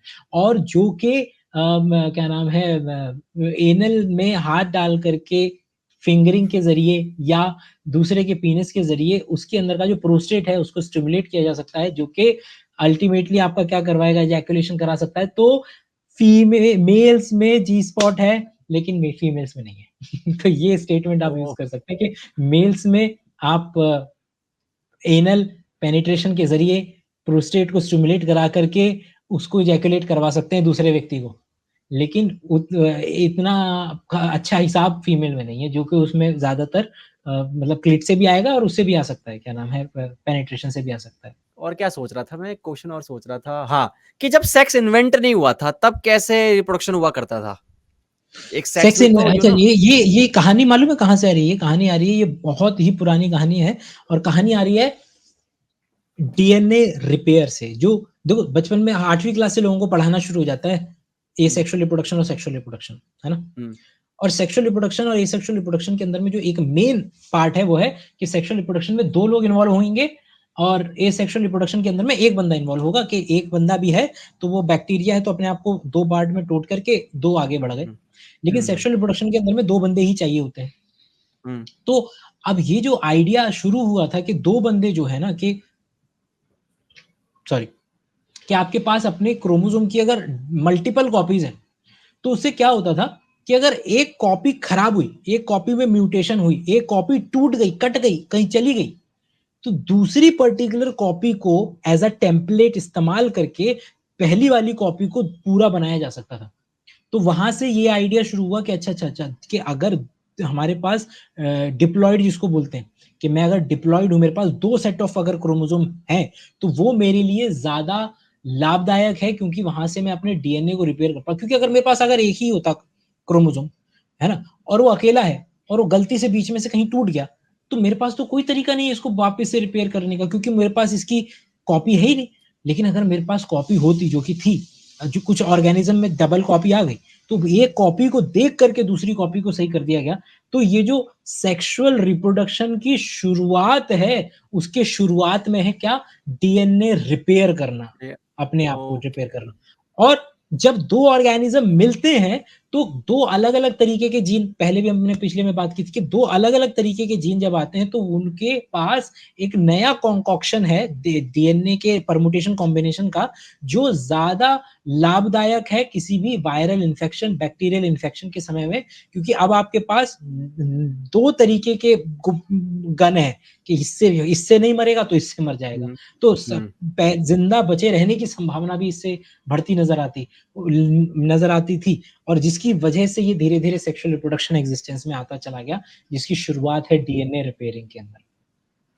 तो क्या चांसेस ऐसे हैं कि मान लो कि अगर कहीं एलियन लाइफ है, तो हम ये देखें कि वहाँ सेक्स होता ही नहीं है, उनको शायद सेक्स पता भी नहीं हो क्योंकि सेक्स इन्वेंट ही ना हुआ उनके लिए, उनके इवोल्यूशन के हिसाब से? सेक्स इन्वेंट हुआ हो कि ना हुआ हो, लेकिन एक चीज जो 2 चीजें नॉन नेगोशिएबल रहेंगी, वो है पहला, कि there has to be a method by which they can propagate their generation, कि उनको कुछ ना कुछ ऐसा तो डिवाइस चाहिए ही, जिसके जरिए वो अपनी पॉपुलेशन को अगले स्टेप पर लेकर के जा पा रहे हैं। और क्योंकि और दूसरा, कि वो चाहे न चाहे, बट कहीं न कहीं से आइडिया ऑफ नेचुरल सिलेक्शन उसमें एग्ज़िस्ट करेगा ही करेगा, क्योंकि मैं पहले भी बोल चुका हूँ कि नेचुरल सिलेक्शन कोई लिविंग चीज़ों पर ही एप्लीकेबल नहीं है। वो एक ऐसा फिनोमेना है जो कि आइडियाज़ पे भी एप्लीकेबल है, नॉन लिविंग इनएनिमेट चीज़ों पर भी एप्लीकेबल है, और तो वो वहाँ पर भी एप्लीकेबल होना ही चाहिए, कि अगर वहाँ पर कोई लाइफ़ एग्ज़िस्ट कर रही है, तो उसके सेंटर में वेरिएशन के अलग-अलग तरीके की चीज़ें बन जाना, और उनमें से किसी का सिलेक्ट हो जाना, ये आइडिया जो सेंट्रल है उसमें नज़र आएगा ही आएगा। तो लेकिन वही है, यहाँ पर तो फिर हम थोड़ा-सा लिबर्टी लेकर के फ़िक्शन की दुनिया में चले जाएँगे, और जो कि अराइवल मूवी हो, चाहे मैं नाम भूल रहा हूँ, जो अराइवल मूवी जिस बुक पे बेस्ड है, उनके जो उसके जो राइटर हैं, उनकी और 2-3 किताबें वो लिखते उसी तरीके का सामान है। उन्होंने एक और तो अगर एनाहिलेशन जो है, एनाहिलेशन भी उन्हीं की लिखी हुई है, जो बहुत खतरनाक, क्योंकि वो इसी पर्टिकुलर रेल्म में सोचते हैं। और एक और किताब थी, मैं नाम भूल रहा हूँ, फ़िक्शन वाली, ये तीनों किताबें जब पढ़ी थी मैंने, बहुत बेहतरीन थी। तो कि किस तरीके से कि ब ब उसका तो बहुत दूर की बात, कि रिप्रोडक्शन की तो बात दूर की बात, वो तो अराइवल के अंदर में पास्ट, प्रेज़ेंट, फ्यूचर तीनों के में एक साथ एग्ज़िस्ट कर रहे थे वो लोग, अगर याद हो का मतलब अगर देखी हो तो देखा है अराइवल। मैंने, हाँ। या तो हुँ, मतलब वो तो इस लेवल पे खतरनाक थे। हुँ, हाँ, तो बिल्कुल हो सकता है कि कि उसमें जो, क्योंकि सेक्स तो फिर भी मैं एक दूर की सोचता हूँ। जो दूसरा मैं सोचता हूँ, वो सोचता हूँ यार, अगर एलियन को स्लीप एक्सप्लेन करोगे तो कैसे करोगे? कि बंदे हैं और कर रहे हैं, काम कर रहे हैं, एकदम से कुछ घंटों के लिए सो जाते हैं, मतलब एक जगह ऐसे पड़ जाते हैं, वो ना हिल रहे हैं, ना डुल रहे हैं, मतलब ऐसे-ऐसे हल्का सा साँस लेते हुए नज़र आ रहे हैं और फिर 6 घंटे के बाद उठ जाते हैं और इनकी हर 6 घंटे के बाद ऐसे एक गिर जाते हैं। अगर वो दूसरे अब अब अब ट्री है, अब ट्री के आइडिया में स्लीपिंग नहीं है ना? मछली है, अब मछली को पूछो लोगों से कि मछली सोती है क्या? तो बोलेंगे यार मछली सोती है क्या? क्योंकि मछली तो हमेशा तैरती रहती है यार, मछली कब सोती है? तो मछली जो सोती है, वो हेमिस्फीयर वाइज़ सोती है, कि एक हेमिस्फीयर को शट डाउन कर दिया, दूसरा हेमिस्फीयर चल रहा है बेसिक लेवल पे तैर रही है और फिर ये वाला हेमिस्फीयर को सुला दिया, ये वाला हेमिस्फीयर जो है वो काम कर रहा है। इसलिए रात को 2 बजे भी जाओगे किसी एक्वेरियम में तो मछली तैरती हुई ही मिलेगी हमेशा। तो 24 घंटे क्या काम नाम है करती है तो वो। हाँ, तो मतलब हाँ, सेक्स तो बिल्कुल अलग हो सकता है, अलग तरीके से मतलब कि बिल्कुल उनको बस मतलब फिर वो फ़िक्शन की दुनिया हो जाएगी कि लिबर्टी हम लोग ले सकते हैं कि वो लोग अपनी जनरेशन को कैसे प्रोपेगेट करवाना सिखा रहे हैं कि मतलब मैं अगर सोचूँ तो क्या है कि अपना एक हाथ काटते हैं और काट करके और गमले में डाल देते हैं और उसको मतलब कि क्योंकि क्या होता है कि डी डिफरेंशिएशन मतलब कि मेरे हाथ की उँगली पीछे की तरफ जाएगी, स्टेम सेल बनेगी और स्टेम सेल बन कर के नया बच्चा बना सकती है। तो ये भी हो सकता है और कितनी इंपॉर्टेंट बात है देखो मालूम है कि बैक्टीरिया के अंदर में क्या होता है कि एक बैक्टीरिया दूसरे बैक्टीरिया से अगर मैं इंसान इसको एंथ्रोपोजेनाइज करूं कि अगर वो इंसान की तरह है तो मान लो कि आज पार्टी है और आपको आपके दोस्त की नीली आंखें पसंद आ रही हैं तो अच्छा। बैक्टीरिया लिटरली उससे बोलता है यार आज के लिए नीली आंख उधार दे देगा मतलब नीली आंख का जीन उधार दे देगा क्या तो बैक्टीरिया एक दूसरे से जीन ऐसे लेते हैं मतलब कि बाहर पड़ा है कहीं डीएनए इतना सा टुकड़ा पड़ा है उसको ले लिया अब ये इसके पास वो नई तरीके के प्रोटीन बनाने की क्षमता है अब ये नए तरीके के प्रोटीन बना सकता है अलग तरीके के एक बैक्टीरिया दूसरे बैक्टीरिया में बदल सकता है दूसरे के जीन्स को चुरा सकता है मतलब it is as good as कि अगर मैं इसको ह्यूमंस में कन्वर्ट करूं कि मेरे को अगर तुम्हारी हाइट पसंद आ रही है तो मैं तुम्हारे ऐसे अंदर हाथ डाला तुम्हारा उसका हाइट का जीन निकाला आपने लगा लिया और मेरी हाइट बढ़ गई तो मतलब कि सोचो कि वो एलियंस पे अगर ये पर्टिकुलर रहा कि वो लोग आपस में इस तरीके से जीन को भी एक्सचेंज कर सकते हैं कि भैया मेरे को उसकी आंखें पसंद आ रही हैं उससे वो ले लिया उससे ये ले लिया एक मेरा आखिरी क्वेश्चन है थोड़ा सोसाइटी से रिलेटेड है कि इतना हम्म। परवर्जन देखने को क्यों मिलता है हमारे सोसाइटी के अंदर सब लोग इतना रोक ज्यादा परवर्टेड हो रखे हैं रोकने की वजह से लाइक ओशो वाला तो इसका आइडिया मेरे को लग रहा है ओशो का आंसर यहाँ पर सबसे बेस्ट फिट होगा कि सॉल्यूशन क्या है क्योंकि इसका अगर फिर तुमने किसी रोकना मतलब कि आइडिया है कि रोका जाना किसी भी व्यक्ति को हम्म न्यूड बीचेस पे किसी का भी इरेक्शन देखने को नहीं मिलेगा अगर दूसरे जो देश हैं वहां पर अगर न्यूड बीच पे अगर लोग घूम रहे हैं तो उनका इरेक्शन देखने को नहीं मिलेगा लेकिन इंडिया में आपको पैंट के अंदर में लोगों का इरेक्शन देखने को मिल जाएगा ये इट इज मेरे ख्याल से एज सिंपल है आपने आपने जितना आप उस आपने चीज को आपने मेट्रो की वो देखी है ना वीडियोस वगैरह दिल्ली मेट्रो की वीडियोस वगैरह हाँ कि भाई उसमें मैस्टरबेट कर रहे हैं या फिर कि उस तरीके का बंदे से वेट नहीं किया जा रहा है कि घर जाके कर ले प्राइवेट स्पेस में लेकिन वो पब्लिक प्लेस रो में कर रहा है मेरे को तो यही लगता है कि वो बात यहाँ से शुरू हो जाती है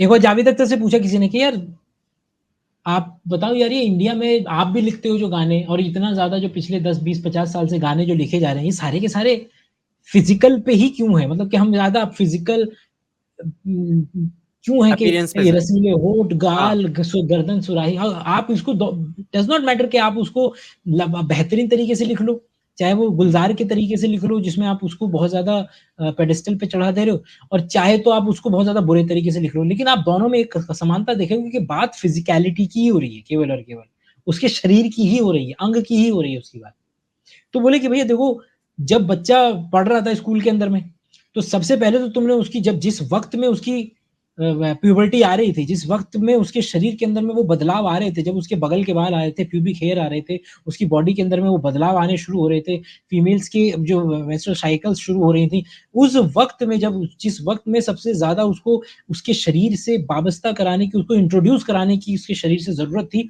उस समय पे आपने तो लड़के और लड़कियों की जो लाइन है उसको अलग करा दिया और आपने सबसे पहले कि ये लड़के इधर बैठेंगे लड़कियां इधर बैठेंगी आपने उन लोगों को पनिश करना और शुरू कर दिया अगर आपको कहीं लड़का लड़की कहीं घूमते हुए बात करते हुए कॉरिडोर में नजर आ गए आपने उनको वहीं लपेट दिया उनके पेरेंट्स को बुला लिया और इस बात से अब क्या कर रहा है लड़का? अब लड़का केवल अब बात तो कर रहा नहीं है, आपने उसको बात करने का मौका दिया नहीं, लड़की को आप लड़के और वाइस वर्सा दोनों के लिए बात ट्रू है कि आपने उन दोनों को आपस में पर्सनल लेवल पर आइडिया के लेवल पे उनको बात करने का मौका दिया नहीं कभी। तो बंदा जब दूर से 5 फुट की दूरी से देख रहा है, तो क्या लिखेगा? बाल जो उसे दिख रहा है वही लिखेगा ना। जब अगर आपने उसे मौका दिया होता कि आप उसकी उसके उसकी सोच के बारे में वो लिख पाता, वहाँ तक तो उसको मौका ही नहीं मिला। वो इसीलिए वो उसके बाल के बारे में, उसके गाल के बारे में लिख रहा है इतनी दूर से। अगर आपने उसको और जितना ज़्यादा करीब आते रह जाने की कोशिश करते हैं लोग, हम उतना ही ज़्यादा बवंडर क्रिएट करते चले जाते हैं। मतलब कि वो मूवीज़ में है कि पति-पत्नी एक साथ ऐसे नहीं चल सकते।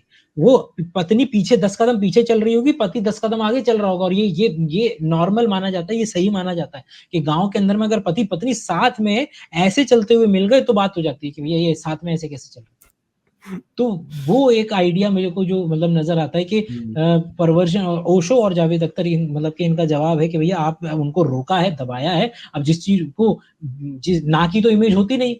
अब जब ना की इमेज नहीं होती है तो फिर वो उसी चीज़ को खोजेगा, वही उसके दिमाग में चल रहा है। अगर वो सैटिस्फाई हो जाए उस चीज़ को लेकर के, तो फिर वो दूसरी चीज़ के बारे में सोचे, आगे बढ़े, कर दूसरी चीज़ों में ध्यान लगाए। अब वो वहीं पर इतना ज़्यादा उसको रोक दिया है और इसके ऊपर मैं रॉबर्ट सपोल्स्की को भी इंट्रोड्यूस करना चाहूँगा। कि जो एक थ्योरी थी पनिशमेंट और रिवॉर्ड वाली जो थ्योरी थी, वो गलत है। गलत इन द सेंस कि उसके अंदर में मॉडिफिकेशन की ज़रूरत है, जो कि रॉबर्ट सपोल्स्की ने बताई। कि हम मानते थे कि सबसे ज़्यादा डोपामाइन तब अब सेक्रेट होगा जब आप किसी व्यक्ति को किसी पर्टिकुलर काम के लिए प्रेज़ करेंगे, उसको उसके लिए उसका कुछ अवार्ड देंगे कि भैया आप और काम करो।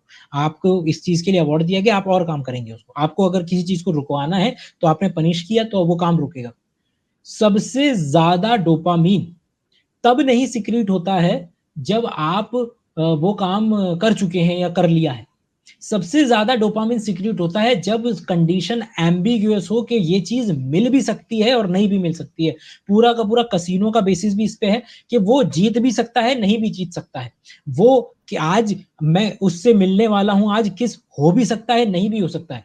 और आपके हार्मोन्स उस पर्टिकुलर माहौल में सबसे ज़्यादा सीक्रेट हुए थे। आपका दिमाग का फटा जो होता है मतलब कि किस करने पे फटा तभी था जब आपने छुप के किस किया था। अगर आप शादी करने के बाद आपको पता चल गया है और आप किसी व्यक्ति के साथ बहुत ज़्यादा रह रहे हैं और आपको मालूम है कि घर जाकर के मैं अपनी बीवी को होठ पे किस कर सकता हूँ, वो कभी आपका दिमाग इतने बुरे लेवल पे नहीं फाड़ सकता। कभी आपका वो इतना मतलब दिमाग नहीं फटेगा, आपके हार्मोन्स इतने तगड़े सीक्रेट नहीं होंगे। वो सीक्रेट ही आप जो पूरी की पूरी फेसबुक और इंस्टाग्राम इंडस्ट्री इसी चीज़ पे काम करती है कि आपको अच्छा पोस्ट मिल भी सकता है, नहीं भी मिल सकता। अगर आपको सारे अच्छे पोस्ट आपके वाले मिलते रहें, आप उसी वक़्त 15 मिनट के बाद मोबाइल को रख देंगे कि मेरा हो गया। वो मिल भी सकता है, नहीं भी मिल सकता है। वो जो एम्बिग्यूअस स्टेट है, उस पर्टिकुलर स्टेट में सबसे ज़्यादा हार्मोन्स जो हैं वो सीक्रेट होते हैं और हमने कितनी सारी चीज़ें हमने इसी प्रिंसिपल पे काम करते हैं। वो फेसबुक का हमने देख लिया, आपका कहीं किसी लड़की से मिलने जा रहे हैं, आज बात हो, आज हाथ टच करने को मिल भी सकता है, नहीं भी मिल सकता है। तो वो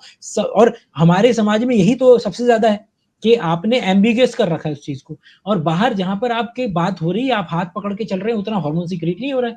आप बंदा दूसरी चीज़ पे जा सकता है। आप बंदा सोच सकता है कि हाँ भाई, मैं बंदी से मिल भी आया हूँ, हाथ भी पकड़ लिया, किस भी हो गया, चलो अब घर जाकर के अपना इस पर्टिकुलर चीज़ पे काम कर लेते हैं। वो बंदा घर पे आकर के सोच ही नहीं सकता इस बारे में क्योंकि वो एम्बिगुअस स्टेज थी आज करने को मिला नहीं, अब अगली बार मिल भी सकता है, नहीं भी मिल सकता है। अब इसी में वो पागल हुए चले जा रहे हैं। वो ड्रीम इसका 11 का भी मतलब पूरा यही है, पूरा हाँ, हाँ, जितने हाँ। भी सट्टा इंडस्ट्री है, उसके अंदर में भी पूरा यही कॉन्सेप्ट है, आज जीत भी सकता हूँ, नहीं भी जीत सकता हूँ, वो पूरा इसी बेसिस पे चल रहा है। ये सेंटर में है ये कॉन्सेप्ट, मतलब ये सब लोगों तक पहुँचना चाहिए। रॉबर्ट सपोल्स्की का ये आर्गुमेंट कि सबसे ये ज़्यादा आपके हॉर्मोन्स तब सीक्रेट होते हैं, जब चीज़ें मिल भी सकती है, नहीं भी मिल सकती, एम्बिगुअस स्टेट के अंदर। ये उनकी बिहेव बुक जो है उसमें था ये हाँ, इसके अंदर पढ़ी है। हुई है मैंने कि डोपामाइन जो है वो रिवार्ड हार्मोन नहीं है, वो एंटिसिपेशन हार्मोन है। एंटीसिपेशन, बिल्कुल सही, बिल्कुल सही। हुँ, वही वाली बात। यार तो ये 3-4 चीज़ें ओशो, जावेद अख्तर, रॉबर्ट सपोल्स्की तो इनसे समझा जा सकता है कि हम इंडियंस परवर्ज़न वाली कैटेगरी में क्यों आएँगे और इससे भी एक कदम ऊपर वाला परवर्ज़न आपको पाकिस्तान वाला देखने को मिलेगा। वो देख मतलब आए दिन आप देखें मतलब कि वो कहने के लिए इतना ज़्यादा उन लोगों ने अपने भले से चाहे वो मैं आईसिस की बात कर लूँ, अफ़गानिस्तान की बात कर लूँ, पाकिस्तान की बात कर लूँ कि उनके एक सेंट्रल कैरेक्टर में है कि चलो शरिया लॉज़ जो हैं उसके अंदर में ये पर्टिकुलर वो है मतलब कि ये पर्टिकुलर सजाएँ हैं। लेकिन आए दिन आपको वो वीडियोज़ देखने को मिलेंगी कि लड़की बस है, तो वो बस उसको उसके कपड़े ऐसे छीन-छीन करके भाग रहे हैं लोग, उसको टच कर रहे हैं, उसको छू रहे हैं, पकड़ के भाग जा रहे हैं, ग्रोब करके भाग जा रहे हैं, खुला चल रहा है ये काम। मतलब जिस सोसाइटी में आप जितना आपको क्या देखने के लिए मिल रहा है? जितना ज़्यादा आप उस पर्टिकुलर चीज़ को दबाने की कोशिश कर रहे हैं, जितना ज़्यादा आप उसका हुआ बनाने की कोशिश कर रहे हैं, उतने ही ज़्यादा आपको वो बंदा लिबरेट ही नहीं हो पा रहा है इस पर्टिकुलर आइडिया से। और वो इंडिया में एक कदम कम देखने को मिलेगा। मिस्र में भी बहुत बुरी हालत है, मतलब कि मिस्र में आए थे, मतलब कि वीडियोज़, मतलब जो मेरे दिमाग में आते चले जा रहे हैं कि भई बिल्कुल, मतलब वो कोई बाहर का फॉरेनर फीमेल थी और किस तरीके से पूरा झुंड उसके पीछे चल रहा है, मान ही नहीं रहा है, आ रहा है, परेशान कर रहा है, छू रहा है, उसको ग्रोब करके भाग रहा है। मतलब बहुत बुरे हालत थे वो। मेरे ख्याल से वही है दबाने वाली स्थिति। जी, हुँ। यस। ओशो ने अपनी संभोग से समाधि तक में कहा था ये, कि अगर हम लोग ना हाँ। मतलब उनको दिखा दें ना जैसे कि यार एक मान लो कि लड़का-लड़की बड़े हो रहे हैं साथ-साथ बड़े हो रहे हैं, ठीक है? तो एक-दूसरे की बॉडी को देखते आएँगे, समझते आएँगे तो उसकी रिस्पेक्ट भी करेंगे। परवर्ज़न तो हुँ। चलो ठीक है, पर उसकी रिस्पेक्ट भी करेंगे कि हाँ यार इसकी बॉडी है। अभी आप और वो ऑब्जेक्टिफ़ाई बस कर देता और वो है। बिल्कुल सही कहा, ये तो पहले उसमें भी था ना, मतलब इसी में ही, ओशो के में ही, कि मतलब हम घर से ही ये शुरू हो जाती है, कि बच्चा नॉर्मल है और बच्चे को क्योंकि दिख रहा है अपनी बॉडी में हर एक अंग है, वो जब अपने होंठ पे हाथ लगा रहा था तब आपने उसको कुछ नहीं कहा, लेकिन जैसे ही उसने अपने जेनिटलिया पे हाथ लगाया, आपने तुरंत उसको डाँटा और उसको हो सकता है कि थप्पड़ भी लगा दिया और आपने उसको बोला कि ये गलत बात है, इसको नहीं करना, ये गंदी है। और मतलब कि आप शब्दावली देख लें हमारे, कि हम उसको गंदी फ़िल्में, गंदी मूवी, गंदी, हमने शब्दावली ही उसके लिए इस तरीके से इस्तेमाल की हुई है जो हमारे बारे में बता रहा है, कि हम उसको किस तरीके से पर्सीव करते हैं। हम उसको किस तरीके से गुप्त रोग कि ये दबा करके रखो, बतानी नहीं है, इस पे हाथ लगाना बुरी बात होती है, इसको वो नहीं, आपके शरीर का वो बता दिया ना कि शरीर के नीचे का अंग आपका है ही नहीं, जैसे आपका आपका आपके शरीर का कोई दूसरा अंग है और वो गंदा है, मतलब पवित्र नहीं हुँ। है, उसको हाथ लगाना गंदी बात होती है। और फिर हम धीरे-धीरे अपने बच्चों को ट्रेन तो कर ही देते हैं कि आपको क्वेश्चन नहीं पूछना है किसी भी तरीके से। आप क्वेश्चन तो पूछना ही नहीं है, वो तो गंदा है बस। वो क्यों है गंदा? नहीं पता जी, बस गंदा है, वो बंदर वाली कहानी कि वो कि जब हुँ, पिंजरे हुँ, के हुँ। अंदर में, कि पता किसी को नहीं है कि क्यों करना है, लेकिन करना है। या आज 2 घंटे हो गए भैया आपके साथ बहुत मज़ा आया बात करके। आज तो लिटरली मैं इसका जी। टाइटल ना इस वीडियो का टाइटल बहुत ही अतरंगी होगा। सोचो एआई से बात शुरुआत हुई और कहाँ पहुँच गए हम सेक्स परवर्ज़न में पहुँच गए। तो बहुत ही ज़्यादा डेप्थ में बातें हो गई, लेकिन हाँ, बहुत वो मज़ा सारे आया। के सारे मैं कोशिश करूँगा कि मैं जैसे-जैसे मैं डेली खेलता हूँ ना, तो मैं लिंक्स भी भेज दूँगा। वैसे तो 2 लिंक से ही काम चल जाएगा दोस्त तुम्हारा। एक वो क्या नाम है, लास्ट वीक इन एआई वाला पॉडकास्ट, क्योंकि उनकी खास बात मालूम है क्या है? वो लोग क्या करते हैं कि जो भी बात करते हैं, उन सभी ब टूल्स के लिस्ट बना कर के बढ़िया तरीके से अपने हर पॉडकास्ट के नीचे डालते हैं, बहुत डिटेल। तो पॉडकास्ट अगर सुनोगे भी नहीं, केवल और केवल वो लिस्ट भी, उनके जितने एपिसोड आए हैं, उनकी सारी लिस्ट भी देख लोगे, उससे भी काम चल जाएगा। और वरुण माया वगैरह का तो है ही, मतलब कि जिस तरीके से वो देते हैं। पहले ये एक एक सीक्रेट बताओ यार इतना बिना कम खाए मतलब 1 मील में ही आप कितनी कैसे बोल जाते हो नहीं, 2 मील घंटे? नहीं, वो कम नहीं है। एक तो पहली बात तो हर एक शरीर की अलग-अलग रिक्वायरमेंट है। जैसे मेरा बॉडी टाइप है वेरी लेस, मतलब कि वैसे तो इंडिया इंडिया में वैसे ही relative fat to muscle ratio वैसे ही बुरा है, कि मतलब इंडिया में एंडोमॉर्फ हो रिलेटिव क्या आप? फैट एंडोमॉर्फ हो? क्या चीज़? अब वो एंडोमॉर्फ हो? मतलब कहना चाहो तो कह सकते हो, लेकिन हाँ, मेरे को अपना सब, क्योंकि सबकी बॉडी अलग-अलग है, तो मुझे तो ये पता चला कि मेरा शरीर बेटर रहता है, कि अगर मैं एक वक़्त खाता हूँ, क्योंकि मैं सबके लिए एप्लीकेबल नहीं है। आपको बस हिट एंड ट्रायल मेथड से अपना सबका शरीर ट्राई करो। किसी का हो सकता है 3 वक़्त का खाना ज़्यादा अच्छा का काम करे। मेरे लिए मैं पहले 2 वक़्त का अच्छा काम करता था। अब मैं कोशिश कर रहा हूँ कि 1 वक़्त का मतलब का हो जा रहा है, तो वो बेटर है मेरे लिए। और और फ्यूचर में बस 1 मील भी नहीं, फ्यूचर में बिल्कुल भी नहीं। वो हवा तो में एक बस दिन तो ज़िंदा है सबको ही बस। बस आएगा। फोटोसिंथेसिस कर रहे हो, फोटोसिंथेसिस करके ज़िंदा हो। फोटोसिंथेसिस कर रहे हैं। तो भैया कितने हाँ बज गए यार? दोस्त।